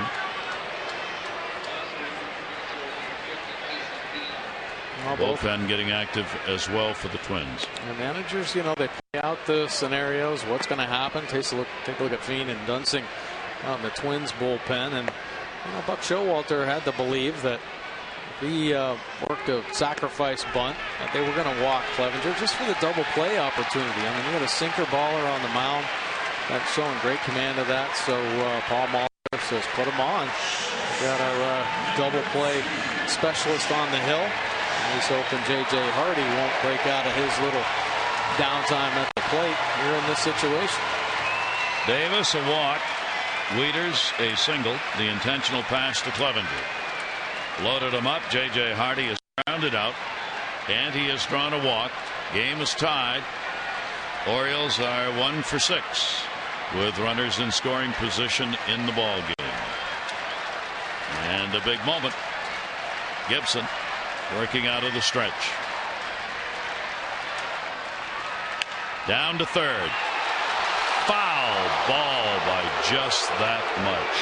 Gabe Morales, or Eric Cooper rather, right on the line. J.J. aggressive on the first 2-seamer, catching it out in front, and it is just an inch or 2. Foul.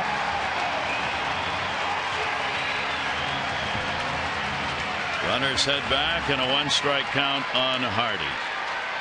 J.J. 2 for 4 with the bases loaded this year. Mauer's playing in front of the runner at first. Ground ball to him goes to the plate. Everybody else back at double play depth. Here's the 0-1 delivery. Hardy takes, and the pitch is inside. Good take. That's kind of the pattern he's been following. If he doesn't start you off with a changeup, start you off with a fastball instead, he'll back it up with the change, or vice versa. So 20% changeups in this ball game.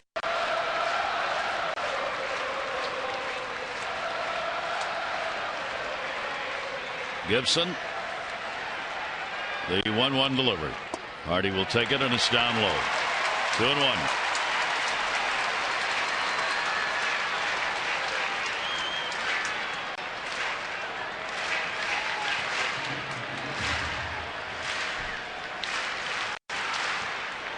Jonathan Schoop Right in, Scott Coolbaugh's ear about what to look for in these type of situations.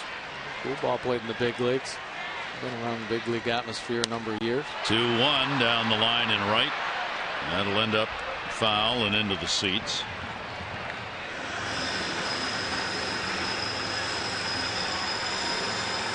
Learning lessons that go on continually.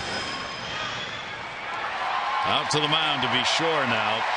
Suzuki with Gibson on what they want to throw with a 2-2 count. Well, you know what else Coolbaugh could be talking to Jonathan Scope about? Maybe Jonathan decided to bunt on his own. And then maybe Coolbaugh saying, hey, listen, this is what happens in these type of situations. You got to understand that as a hitter. If you lay down a bunt, they're going to load the bases and pitch for that double play ground ball. You got a sinker baller on the hill. So maybe that could be a learning experience if indeed Buck Showalter did not put that bunt.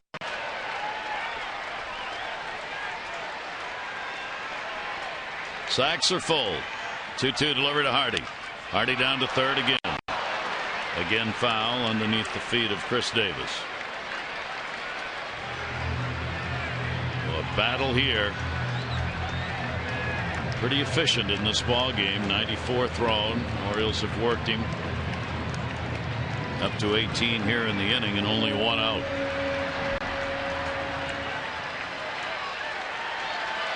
Best arm in the outfield. Rosario on left.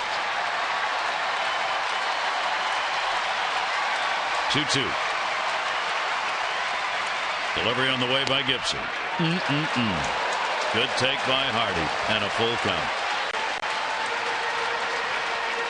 Gibson has been making some quality pitches. I will say that. Not a lot of mistakes on the plate. Here pitching J.J. Hardy, very tough with the bases loaded. Will Allen pitching coach. J.J. working it to full here. Nice at bat by Hardy.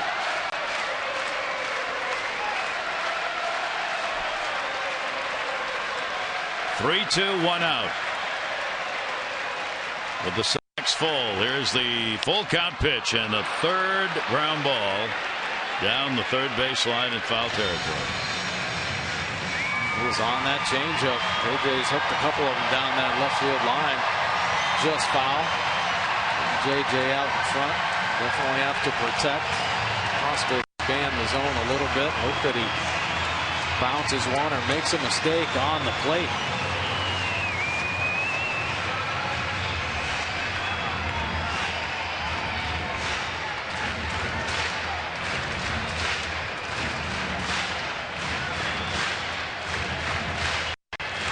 Davis a walk, Wieters a single.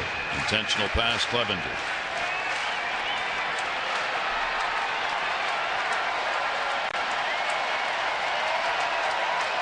Second time, 3-2.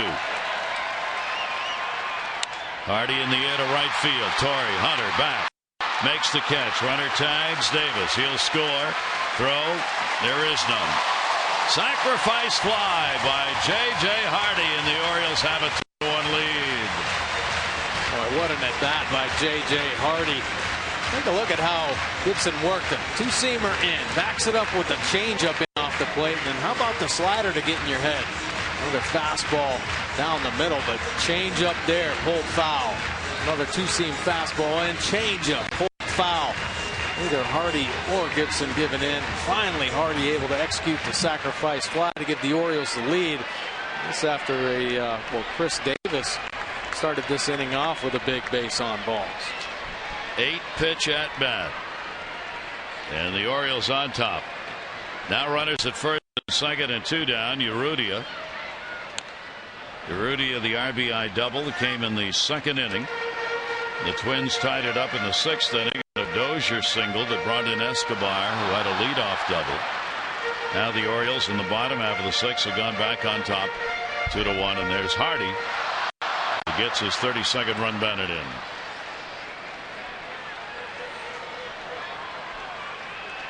Urrutia grounded out, his second time up. Everybody back now with 2 down. 0-1, half a swing, fouled off on the inside part of the plate. Kind of non-committal on that swing right there and finds himself behind 0-2. So he's got to do some battling himself. Take a look at runners in scoring position. Twins 1 for 3. O's just 1 for 6 tonight. Urrutia hit .292, 10 home runs, and 51 RBIs with the Tides in Norfolk. 107 games there this year. 0-2 delivery on the way, and that's going to be inside. Suzuki with a nice stop. That sure was big time stop there. There's a slider down and into Urrutia. Better keep this one in front of you. You're going to have some problems. Ball gets spiked, almost catches Urrutia on the toe, but see how he slides over there and gets the whole body in front of that. Gibson has thrown one wild pitch in the game. Runners off first and second base. 1-2 pitch on the way. Ground ball to the hole. That's going to be a base hit. Hunter's going to be up with it. Runner held at third. Into Mauer, the cutoff man, and the Orioles load him up again. And Waiters stopping at third base. Clevenger down at second. Urrutia's got a 2 for 3 ball game, and they're loaded. Another good at bat after falling behind. He stays on the changeup. Not a terrible pitch down at the bottom of the zone, but the long arms able to reach out, get the good part of the bat on it, just past the diving Dozier. Waiters over to third as Torrey Hunter holds him. And that will be it for the starter. Now Gibson is going to come out of there. Does not have a win in his last 6 and is not going to get one here.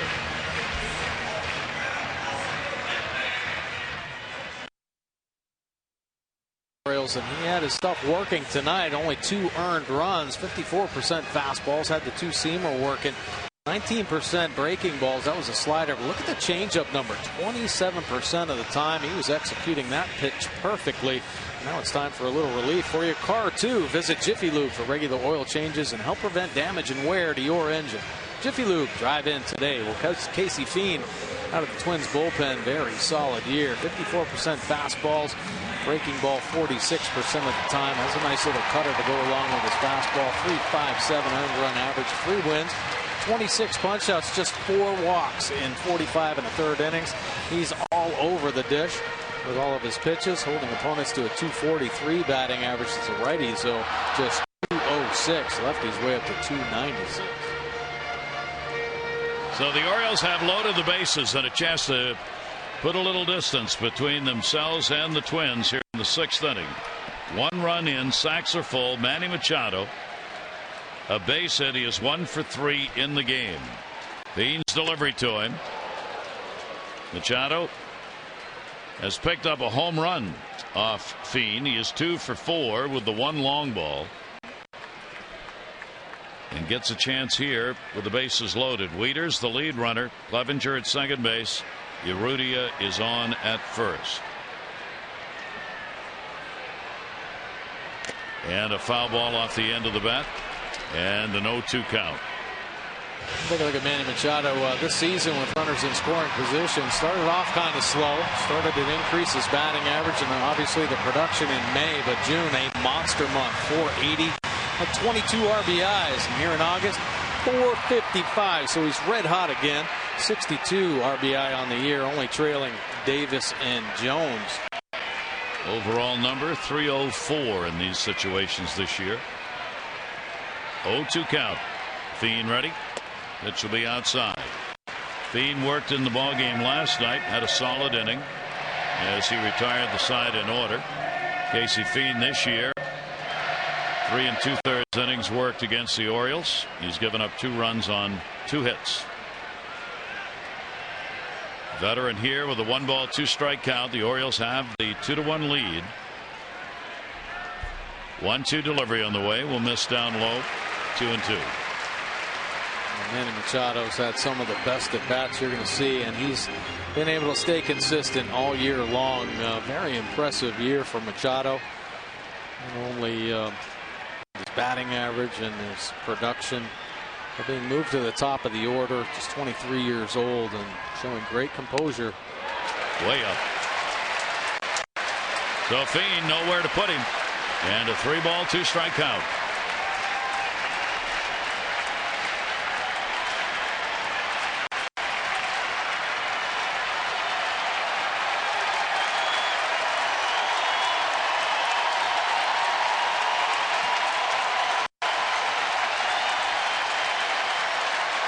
Runners will go. 3-2 delivery. Machado swings and misses.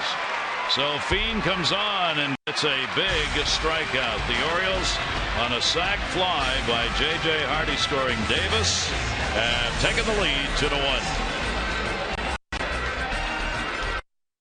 By the Maryland Fire Chiefs and Maryland State Firemen's Associations. Email mdfirevolunteer@gmail.com to volunteer with your local fire, rescue, and EMS. And by PNC for the achiever in you. Gary Thorne, Mike, with you on this great Saturday night. J.J. Hardy picking up the sacrifice fly, and the Orioles back on top 2-1. J.J. the great at bat. I think an inspiring performance here. You can really tell he's kind of beaten up right now, but he certainly wants to be on the field with his team as they make this push, trying to make it back to the postseason again. Tillman has gone the distance for the Orioles. He has walked 1 and struck out 6. Only 3 hits for the Twins. Singles, Mauer and Dozier. Double by Escobar. Dozier the RBI and the base hit. Here is Plouffe, who will take the pitch for a strike. 1-1. Gibson ends up with a couple of runs on the 6 hits with 3 walks, 1 intentional, 2 strikeouts. 1-1 delivery on the way, and it'll miss outside. A 2-ball, 1 strike count. I think the one real good sign about Chris Tillman, not only the fact that he's had this recent success and he's obviously building on that, but the fact that he's all around the plate. Every pitch is a competitive pitch. And, you know, there are some starts where, you know, he just kind of loses it a little bit. The command of all of his pitches. Fastball gets up and out of the zone, can't command it. He spikes the breaking ball and just has to file some pitches at time. But here in this ball game, he's got command of everything, and he is all around the plate. 2-ball, 2-strike delivery on the way to Plouffe, who chased one upstairs. Down the line, Parra over, looking, and foul. Whoa! That ball just kept going, and it was very close to the fair pull down there. Off the bat, it looked like an innocent foul ball or fly ball. Yeah, off the bat. I mean, the pitch is up and away, and he stayed on it, and it looked like it was just going to be a true foul ball. But as Plouffe started running, you can tell how close it was there. Just 10 feet or so. Fouls the next one off as well. 2-ball, 2-strike count. Plouffe has had home run power this year, 18. Second most he's ever had in a season. He had 24 back in 2012. 2-ball, 2-strike count. Tillman's delivery to him, and he puts it way up in the air to left field. Rudy has got room and makes the catch. So Plouffe gave a couple of baseballs a ride on that one. He did. The changeup that he just missed, getting under it. On Saturday, September 12th, the Orioles take on the Royals. Special 1:05 afternoon matinee, and the first 20,000 fans 15 and over get This Is Birdland, the Orioles knit scarf. Tickets for the Saturday afternoon game can be had at Orioles.com or 888-848-BIRD. Take a look at Tillman. Oh boy, out of the hand. It's one of those ones where you just want to run up there and get it before it gets across the plate. We made a mistake with that changeup. Fortunately, staying in the park. Here's Rosario, 1 down, 7th inning. Rosario is grounded out, struck out. Eddie Rosario will be followed by Hunter, and the pitch will be taken up high. Rookie Rosario's having a real fine introduction to the majors out of Puerto Rico. He leads Major League rookies with outfield assists 11. Real good arm in the outfield. 2-0 pitch on the way, and that's taken away. And the count goes to 3-0 at the 95 pitch mark. Orioles have not had any bullpen action to this point in this 2-1 ball game. 3-0. Rosario's taking that, not close. So the second walk and the first one since the first inning puts the potential tying run on. As promised earlier in the game, we selected the Data Strong fan photo of the game. Tweet your strongest fan photo to O's Couch Cam, and you just might see yourself in an upcoming broadcast brought to you by T-Mobile. Nice shot. looking out towards the scoreboard flags. So that'll bring Hunter to the plate. Hunter is popped out and grounded out. 0 for 2 in the game, 1 for 8 in the series for Torrey Hunter. Hitting just 118 in the month of August. It was his base running that contributed last night to the Twins' comeback win. And Tillman, now struggling with the strike zone, will get a visit from his battery mate. Yeah, so Matt Wieters caught Chris Tillman more than anybody. Be recognizing something going on with his mechanics. Maybe just saying, hey, take a little breather. Don't let this one get away from you. You've been great the whole ball game. Stay in the zone. You do not want Torrey Hunter to take advantage of a mistake here. Torrey's, struggling a little bit. You have to execute your pitches. Tillman or Wieters just kind of calming him down a little. 1-0 delivery on the way. Taken. First, coming off a 7-inning performance, the win against Oakland with the fine 2-run 3-hit ball game, and he's given up only 1 run on 3 hits so far in this one. Rosario, the runner at first, held by Davis. Hunter waiting on a 1-1. Will take it. It will miss. And a 2-ball 1-strike count. Brock heating up. Rosario, pretty good speed over there at first base. We know that Tillman has been remarkable at holding runners here the past few seasons. Rosario, a rookie, 9 stolen bases for him already, so you cannot lose sight of him.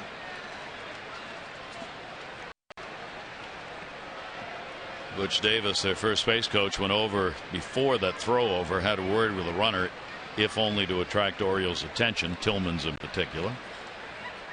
2-1 delivery, runner goes. He meant it. Base hit. Ooh, just skipped over that. Didn't hit him. Throw's going to come to third by Parra. Not in time. The hit and run was on, and that came very close to hitting Rosario, but he danced over it and ends up at third base on a Hunter base hit. Classic hit and run count, 2-1. Rosario goes, turns and looks. Good thing he did, or that would have clipped him in the ankle. Good speed. That is a big belly turn, though, and it gave Parra a shot at him. Very strong throw, and Rosario just able to get the hand in there. This is a bullet. Staying about a foot off the ground, 1 hop. Right to Machado. Wow, what a cannon. So let's see how the Orioles are going to play this.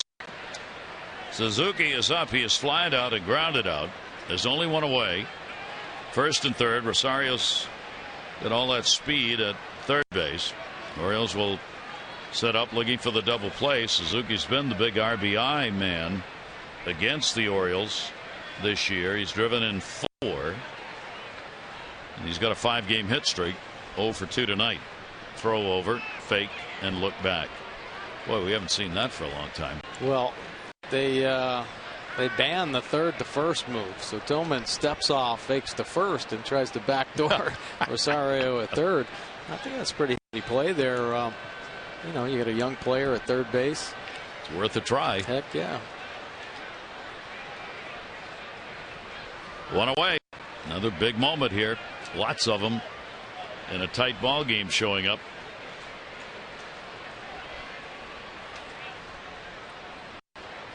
Tillman with the delivery. Suzuki bunting. It's a squeeze. It's a sacrifice that's good. A suicide squeeze, or at least it was good enough for Rosario to take off as soon as it got laid down, and this ball game is tied at 2-2. So the Minnesota Twins have been executing the small ball perfectly, manufacturing both of their runs here. Suzuki's been swinging the bat great. Lays down a perfect bunt, scored the tying run once again. Well, they've come back to tie it up. Hunter moves down to second base, and that's going to be it for Tillman. Ooh, that's the tough one. Tillman's going to come out of there and not have a chance to win this ball game, as the score is 2-2, and he's responsible for the runner on at second base.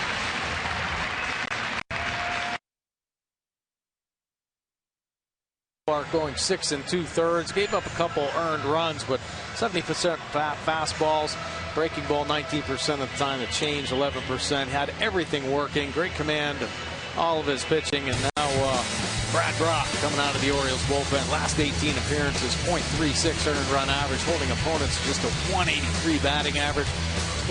27 punch outs for Brad Brock, and he is in the high leverage situations for Buck Showalter. Fastball 63% of the time, has a good breaking ball and great change.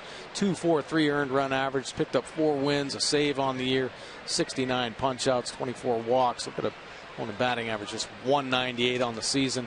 Lefties just 171. Escobar with a runner at second and 2 down. And the pitch is a ball. Escobar delivered a double leading off the 6th, came around to score. Tied the ball game up then at 1-1. Now we're tied at 2-2, and again costly walk.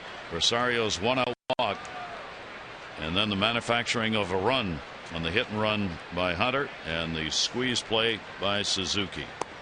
And Brock's delivery is going to miss outside for a ball. Orioles bullpen in this series, they've given up 11 runs in 7 innings. Now you got that big blowout game included. Had a 3-1 lead on Friday. The bullpen could not keep with 3 runs allowed in the 8th. 2-0 count, 2 down. And that's going to be outside. Leadoff batter, the rookie Buxton, is waiting on deck. Yeah, that first game against the Twins, Buck had to have a couple guys, take the heat. McGill ended up pitching 5 innings. Pitch out, intentional pass.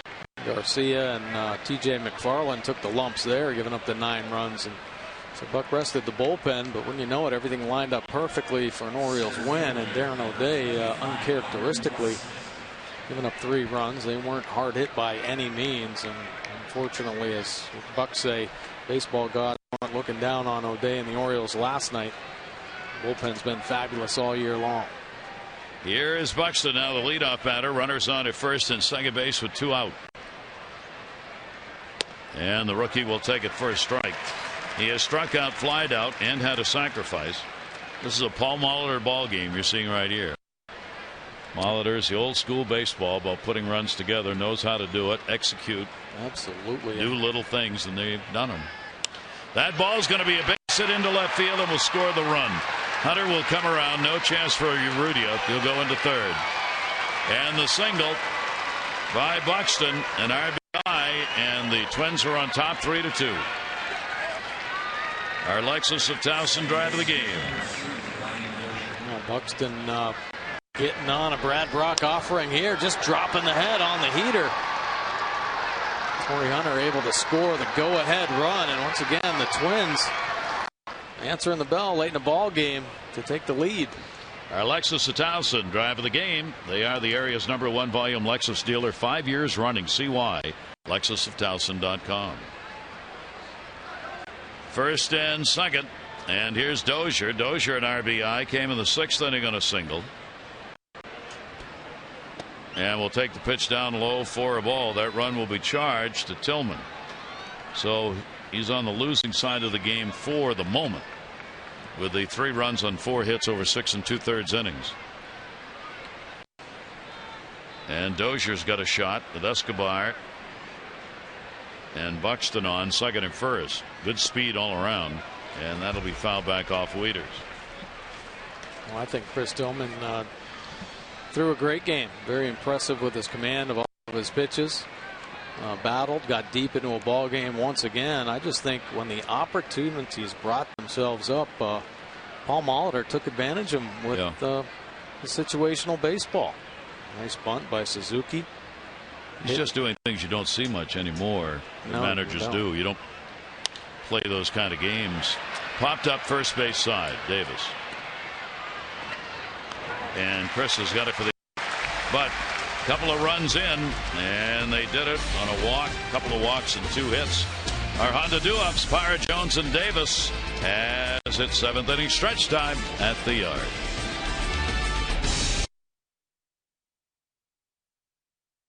In the drive for the cure to ALS, and the Miami Marlins are doing the challenging. we're being challenged by the Cincinnati Reds, top Frazier, and we're going to dump it on the Orioles, Adam Jones.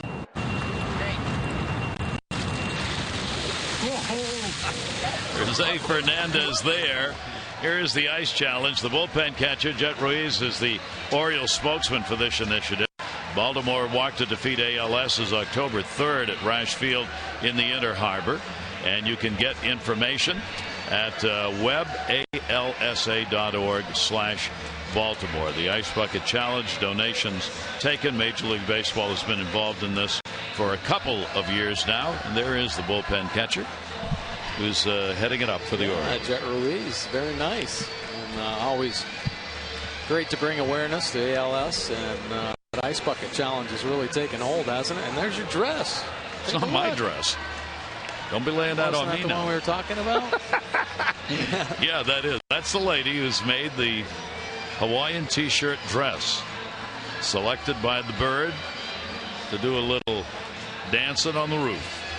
How about that? Now the Orioles find themselves down again, as has happened in this series with these Twins who just keep coming back.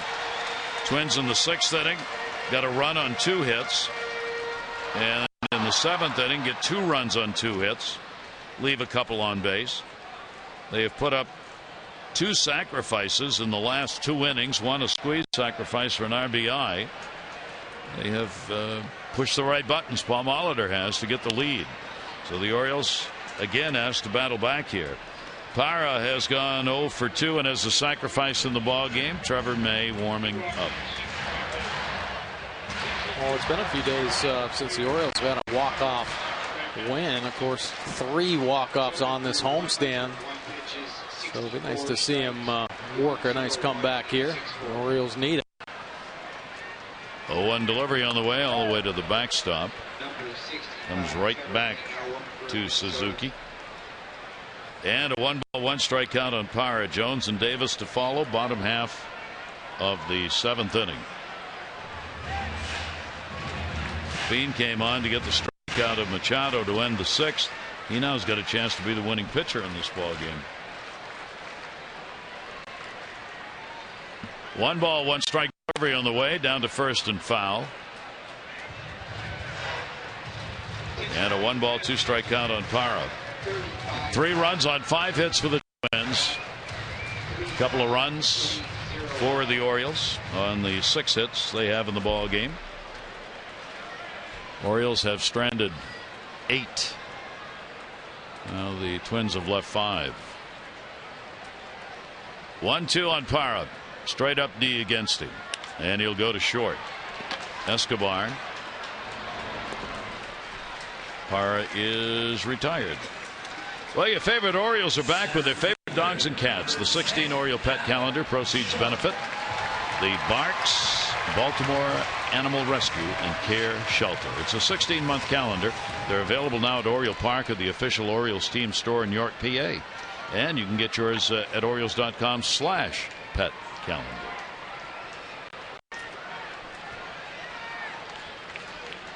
One away.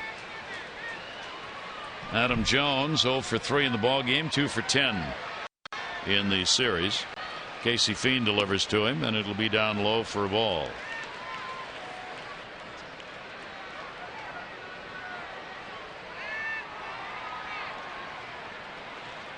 One 0 count. Jones to center. Buxton is there. 2 down.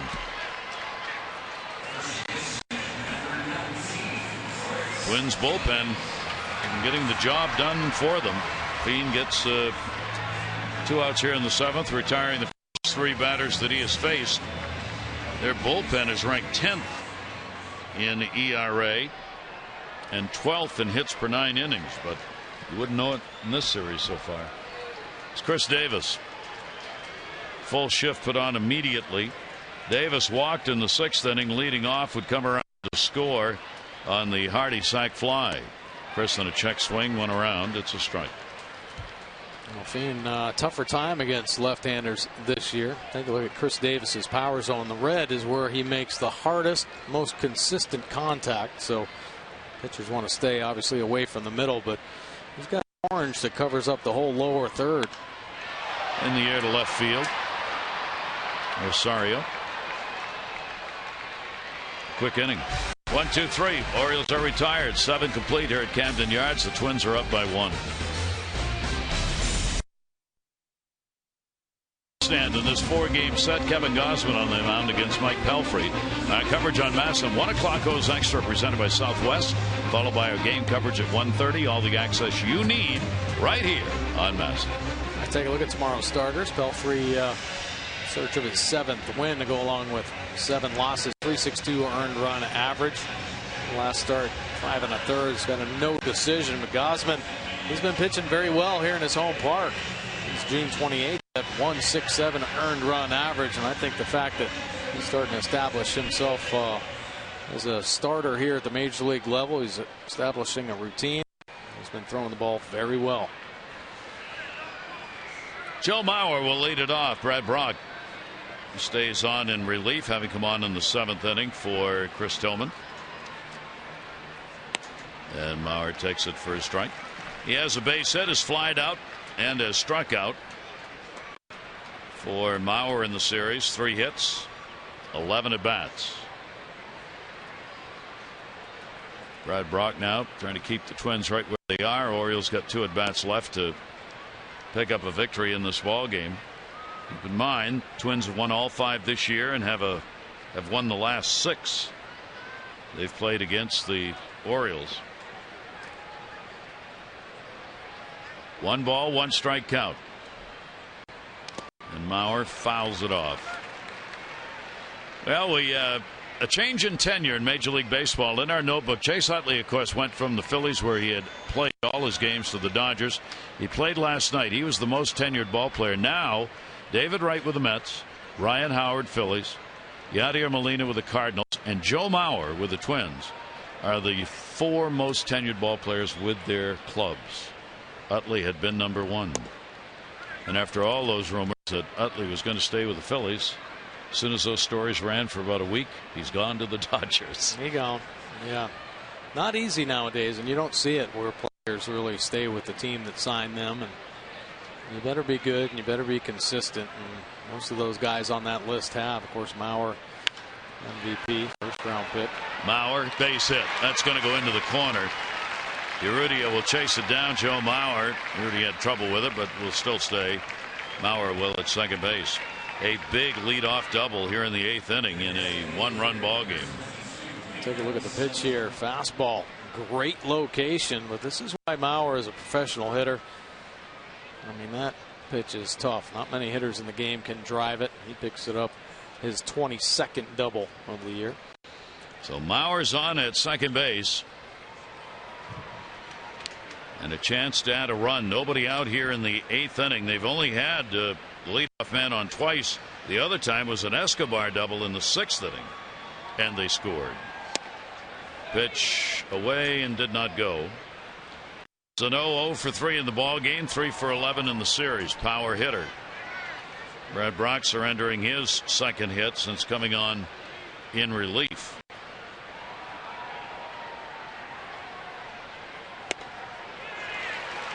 One ball, 1 strike count on a 95 heater.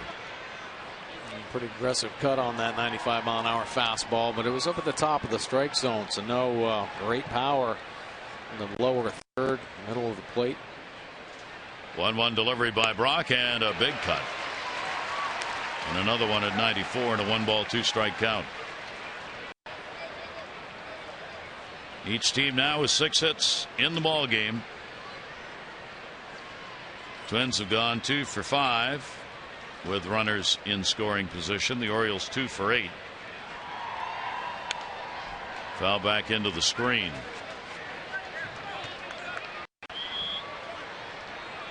Count stays at a ball and 2 strikes. A tough Twins ball club. 2 games out of the wild card coming in. The Orioles tied with Texas, a half game out of a wild card spot. Molitor trying to celebrate his 59th birthday with a win. 1-2 delivery on the way, and that's going to be up and away.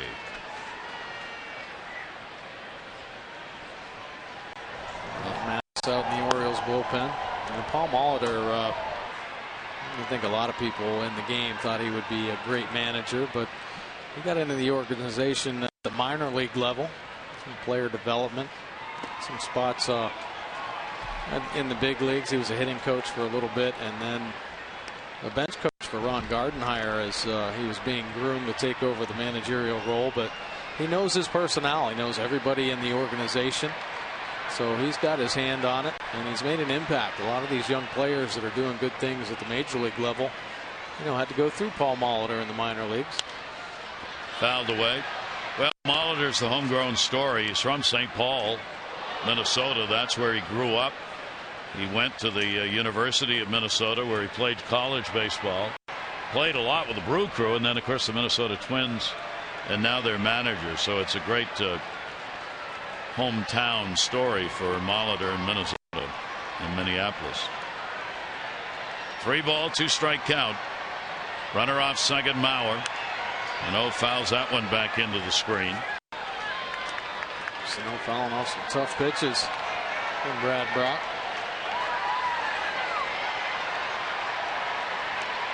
Crunch time in this one. 35,301. 35,301. Real good crowd on this Saturday night. Last game of the homestand tomorrow afternoon. Looks like it'll be a beautiful weather day. 3-2 delivery taken, and he's on. 2 on, nobody out. Second walk, one intentional by Brock. Follow the Orioles wherever you are. MLB.com at bat, #1 app for live baseball. At bat up to the moment, at any moment, in-game highlights, live look-ins, StatCast, and more. MLB.com at bat for your telephone or tablet. Here is Plouffe, and 0 for 3 in the ball game. 2 on, Mauer, Sano, and Plouffe will put it down the line in right. Parra was way over to center. He won't get there. Davis tries to, but it's in the seats, and it's a strike.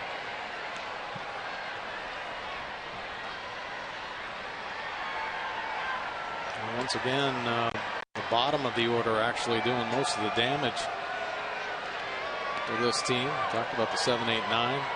It's been this group of Rosario, Hunter, Suzuki, and Escobar that have been picking this offense up. Tonight, they've scored 3 runs, picked up some hits. And threatening for more outside. It's a busy day around baseball on this Saturday. A lot of honorees. The Yankees retired Jorge Posada's number today. And a plaque at Monument Park. 20th Yankee player to have his number retired. Andy Pettitte will have his number retired tomorrow. Here's the 1-1 delivery on the way. Fouled again. The Reds have unveiled a statue today of their great RBI guy in the big red machine, Tony Perez, the Hall of Famer, outside the ballpark. They unveiled his statue today in Cincinnati. Craig Biggio threw out the first pitch in Houston and had a little speech for the crowd. First time since his induction into the Hall of Fame that he's had a chance to be before the home front. 1-2 pitch on the way, and on the inside corner, strike called. Plouffe doesn't agree. Brock gets the K. Plouffe's been rung up a couple times, and he's had a little conversation with Mark Carlson here. The good fastball, 95 miles an hour, and received very well from Matt Wieters for strike 3. And that will be it for Brad Brock. Rosario, the left-hander, due up. Brian Mattis has been warming up in the bullpen. Twins have the 3-2 lead.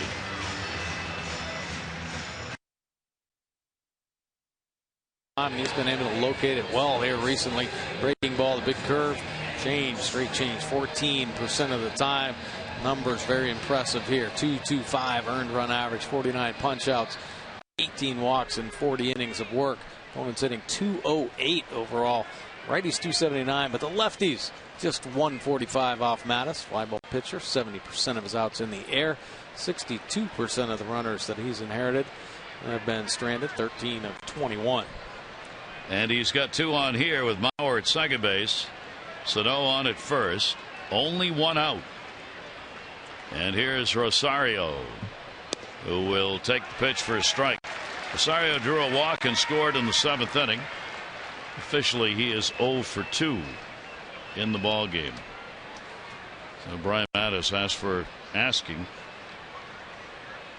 There's some strikes here and a couple of big outs. Here's the 0-1 delivery, and that one going to miss outside. 1 ball and 1 strike.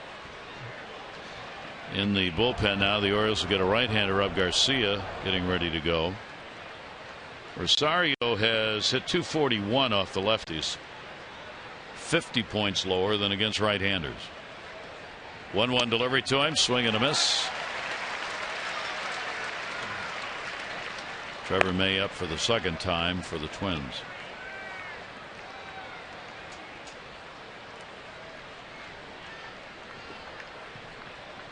He wanted to hang in on that last pitch, but the body just didn't want to do it. Right. 1-2 delivery to him, working outside as he is off the plate in the batter's box. So a 2-ball 2-strike count. And Mattis has shown a great command of that big breaking ball and so tough on lefties. Trying to stride into it, but that front foot sometimes wants to bail. And that one's going to miss outside. So the count goes to 3 balls and 2 strikes. Not what Brian had in mind. Does not want to put him on with 2 there already and move another runner up into scoring position.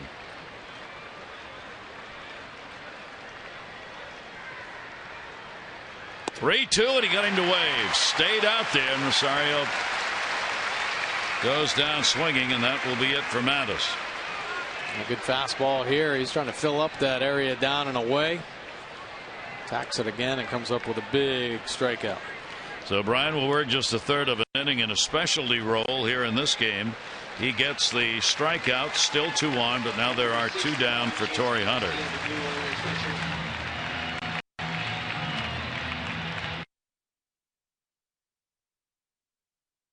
Fastball's been pretty good since coming back off the disabled list. 75% of the time he uses it. 94-mile-an-hour heater with pretty good movement. Breaking ball, the hard slider, 24% of the time. The occasional change. Earned run average got jacked up a little bit in his last outing, where he gave up a couple earned runs in 2 innings of work. So 503 right now, 11 punch-outs to 14 walks. Opponent's hitting .200. Fly ball pitcher right now, 55% of his outs in the air and has given up 3 long balls. He has stranded all of the runners he's inherited, 4 of 4. 22-year-old out of Land O'Lakes, Florida. And here is Torrey Hunter, the youngster against the veteran at the plate. Base hit, run scored for Hunter. Last time up, he'll take that one to left field. Urrutia coming on, a pitch and an out, and that's the inning. So no runs, 1 hit, no errors, 2 left on base. We go to the bottom of the 8th of a 1-run Minnesota lead. Rosario checking it out, and that speed able to score uncontested and take the lead. The Twins offense and executing situational hitting. Sacrifice bunt by Buxton. Hunter with the hit and run gives the Twins the lead. Now Trevor May into the ball game. Fastball 61% of the time. Very good heater, 94 to 98 with that heater. Breaking ball has a curveball and the slider, and the change is a straight change. In 31 games, he's made 16 starts this year, but moved to the pen and his velocity's kicked up. The fly ball pitcher, 61% of his outs in the air and giving up 9 home runs. Opponent's hitting .285 off May. So youngsters of my own heart, no matter what the hour, no matter what the situation, it's always time for ice cream. And are they ever happy about that? All right, the Orioles trying to battle back here and get a comeback win. Ball game in which the Orioles took the lead in the 2nd inning on the RBI double by Urrutia, 1-0. tied up in the 6th inning. RBI single by Dozier. Orioles came right back, bottom of the 6th. Sac fly Hardy, 2-1. And then the Twins responded with 2 runs, 2 hits in the 7th inning. Suzuki with that bunt you saw in the RBI base hit by their rookie Buxton at the top of the order. Wieters leading it off here in the bottom of the 8th inning. Wieters a base hit. He is 1 for 3.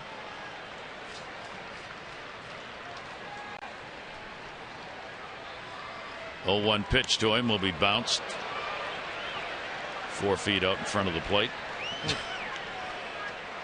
Even May had the smile on that one. And Suzuki picked that one clean, almost right in the strike zone.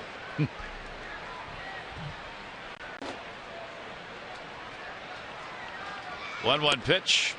May's got a 1-0 mark against the Orioles. Worked a couple of innings this year. No runs on 1 hit. Career record of 1-1. Starting pitcher turned to the bullpen this year. 16 starts beginning of the season for May. Strike taken at the knees. In fact, he made his first relief appearance of the season against the Orioles in July during that 3-game set in Minnesota, and had a scoreless 10th inning and got the win. 2-2 delivery by May. Wieters takes, and it's there.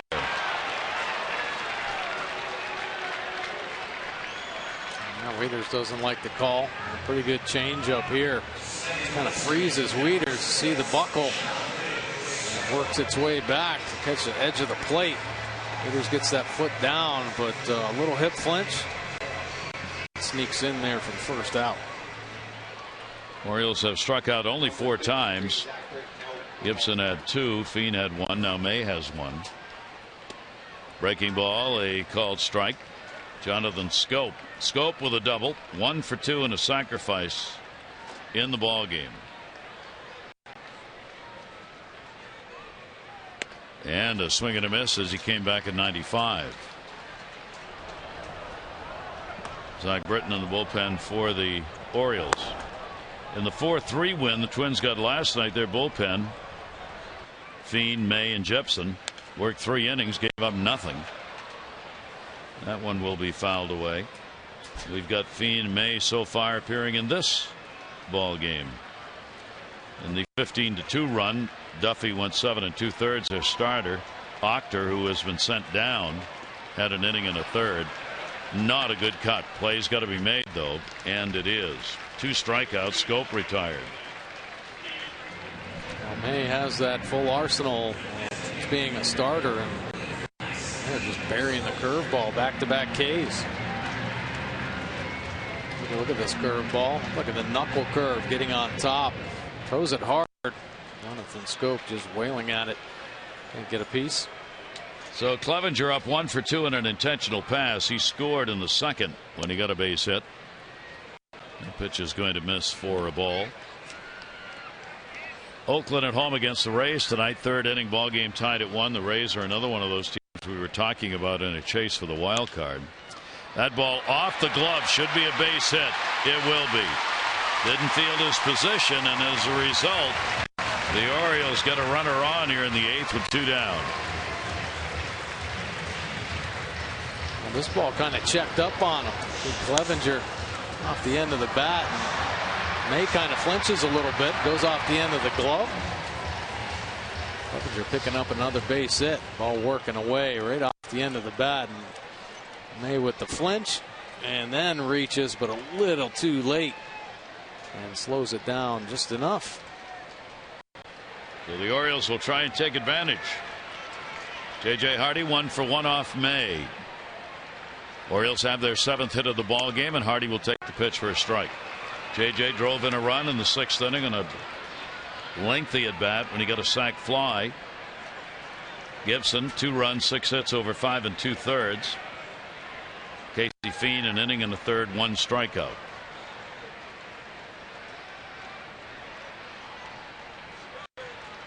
Long hold. 0-1 to Hardy upstairs with a fastball. 0-2.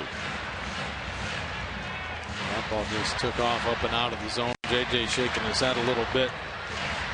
Maybe that first fastball, they just said, whoa, I got to turn it up a little bit here. Gears up, and he runs it right up and out of the zone.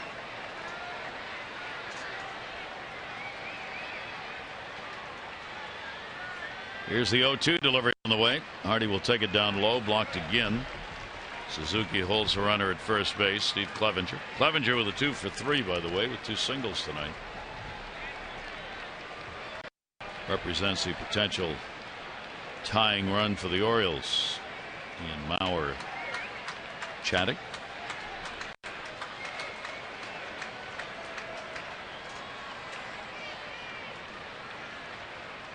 One-two delivery on the way, and that's a strike. So May comes on and strikes the side out. No runs, 1 hit, no errors, and 1 left on base. 9th inning, it's a 1-run ball game. Twins lead it. Masson brought to you by Southwest Airlines. Book your low fare now at southwest.com. And by Royal Farms.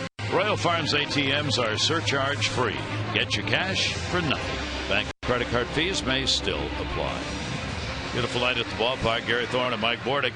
Twins have the 3-2 lead, and Garcia will try and set them down here in the 9th inning. Orioles will have Urrutia, Machado, and Parra due up in the bottom half of the 9th. Garcia came on, got the final out on 1 pitch in the 8th inning. Brad Rock, 2/3 of an inning, 2 hits, 2 walks, 1 intentional, and 1 strikeout. Ryan Mattis, 1/3 of an inning, a strikeout. Tillman, the pitcher of record for the Orioles, 3 runs, 4 hits, 6 2/3. Kurt Suzuki, 0 for 2, but an RBI on a beautiful sacrifice bunt on the squeeze we showed you, and a strike taken. Well, it's really been a great game. I mean, there's been some outstanding pitching. And the Twins execute some old school baseball. And the bunts down, the hit and runs, manufacturing their 3 runs. A 1 delivery to him. He'll foul that one back. He's had 3 straight multi-hit games and an RBI in each of them. Doesn't look like that'll be continued here. He's had the 0 for 2, but he certainly contributed with that bunt in the 7th inning, one of the 2 RBIs in the inning. That's given the Twins the 3-2 lead. Take it outside, a ball and 2 strikes. And you know, Paul Molitor's got to feel good about how Suzuki's handled this pitching staff. You know, that's been kind of on the decline since the break, but they've proven a lot of people wrong here in this series. Got the youngster to pitch very well, Duffy, in the first game, and he's played all 3 ball games. We get a performance this afternoon tonight by Gibson.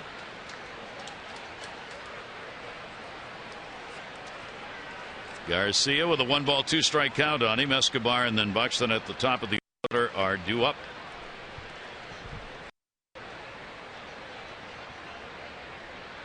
One-two delivery on the way. Had a reach for it, pops it up, second base. Scopes got it for the first out of the 9th inning.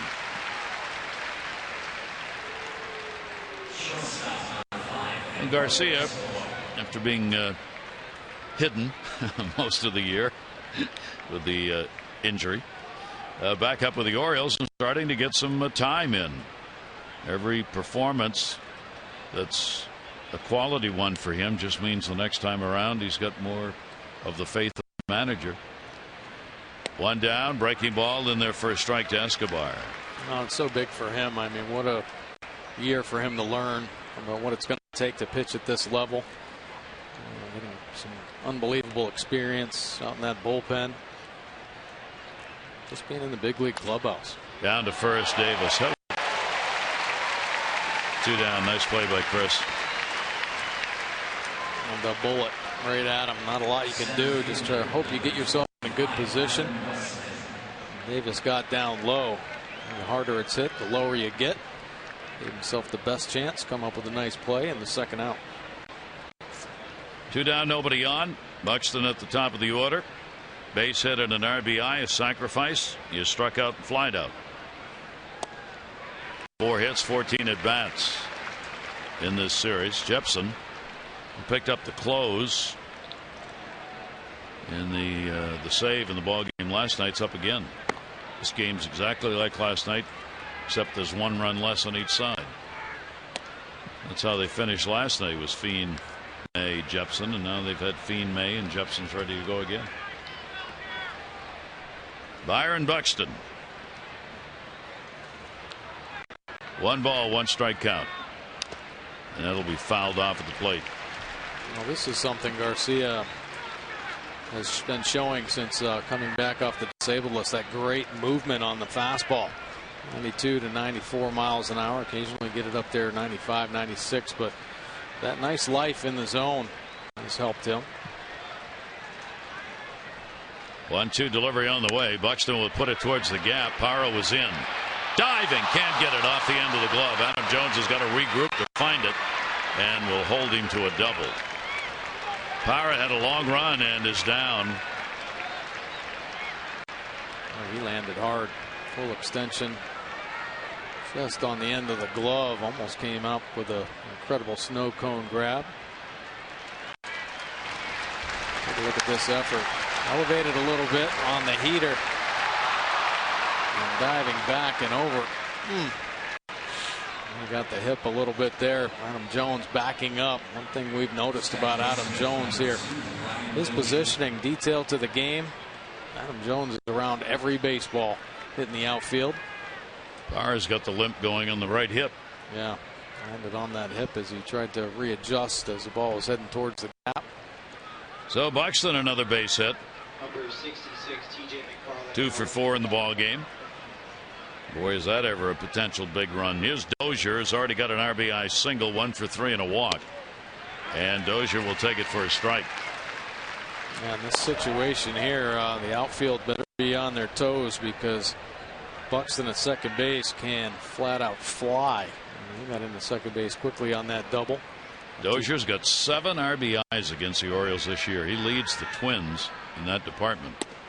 That'll be on the outside corner. Good location. Garcia 0-2. With the big payoff pitch here. Each team 7 hits in the ball game. 3-2 lead for the Twins. And Garcia trying to hold it right there. Garcia has a real good slider, primarily fastball slider pitcher. He throws it hard. Jammed him. Popped up. Hardy back. Henry Urrutia in. And he will make the play. No runs on 1 hit. No errors. 1 left on base. We go to the bottom of the 9th inning. Buckle it up. Urrutia, Machado, and Parra. Can pull one of those walk-offs off again in this homestand. They're going to have their hands full. Kevin Gibson came in and closed the door last night. Here's a look at his arsenal. Fastball 92 to 96, used it 66% of the time. As a curveball for the breaking ball, and the change, straight change 10% of the time. 2 wins on the year, 268 earned run average, 6 saves in 10 opportunities, 43 punch-outs, 24 walks on the year, holding opponents to a 211 batting average. Righties just 172. He has given up 4 long balls, and he is in filling in for Perkins, who was actually leading the American League in saves with 31, but he came up with a neck problem, had an injection in his neck, so he's on the shelf for a little bit. Not DL'd, but not pitching in this series. Through today, and they hope to have him back next week. So Gibson 6 out of 10 in save opportunities this season. Will face Urrutia, who will face him for the first time. Urrutia's had an RBI double, a single. He's 2 for 3 in the ball game. Oriole fans into it here in the bottom of the 9th inning. Each team 7 hits. Twins the 1-run lead. And Urrutia will take the pitch down low for a ball. Good job by May, who struck out the side, gave up 1 hit in the inning he worked. Casey Feen, the pitcher of record, on the winning side at the moment. Tillman on the other side for the Orioles. 1-0 delivery. Urrutia will go to left field. They were playing very deep. Rosario right there.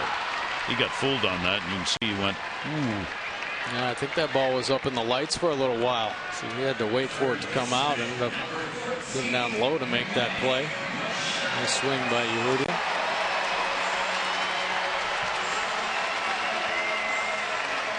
That'll bring up Manny Machado. He too has not faced Urrutia. Base hit in the first inning, 1 for 4 in the ball game. 1 down, bottom of the ninth. Gibson's delivery. Both teams have had their chances in the ball game. 2 for 9 for the Twins, runners in scoring position. The Orioles 2 for 8. Orioles have left 5 on in scoring position. 4 for the Twins. 1 ball, 1 strikeout. Manny Machado with Parra waiting on deck.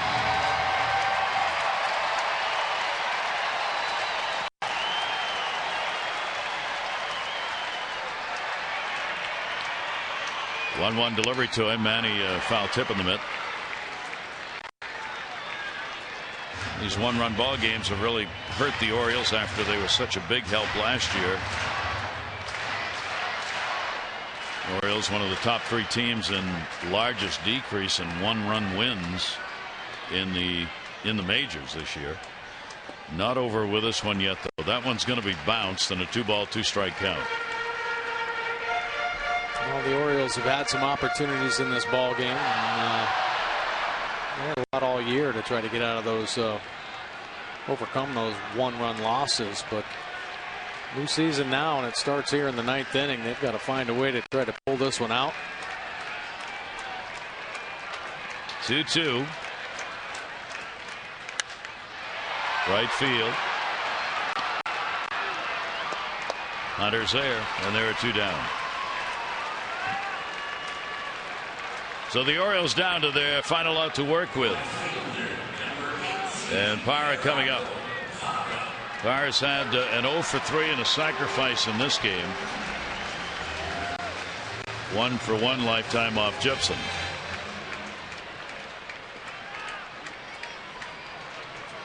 And Gibson after save number 7 on the year and 2 in a row against the Orioles. He's worked 5 2/3 innings now, given up 2 runs, 5 hits this year. Gibson has against the Orioles. Delivery to Parra is taken for a strike.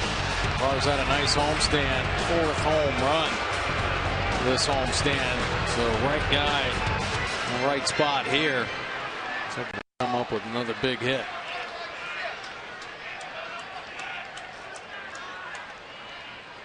Did not like the strike call. 0-1. Gibson's delivery to him, grounded. Tough one. Shortstop. Escobar gloves it. Throws. Picked at first base, and the ball game is over. Mauer with an outstanding play to end the ball game. So Gibson comes on and retires the side in order.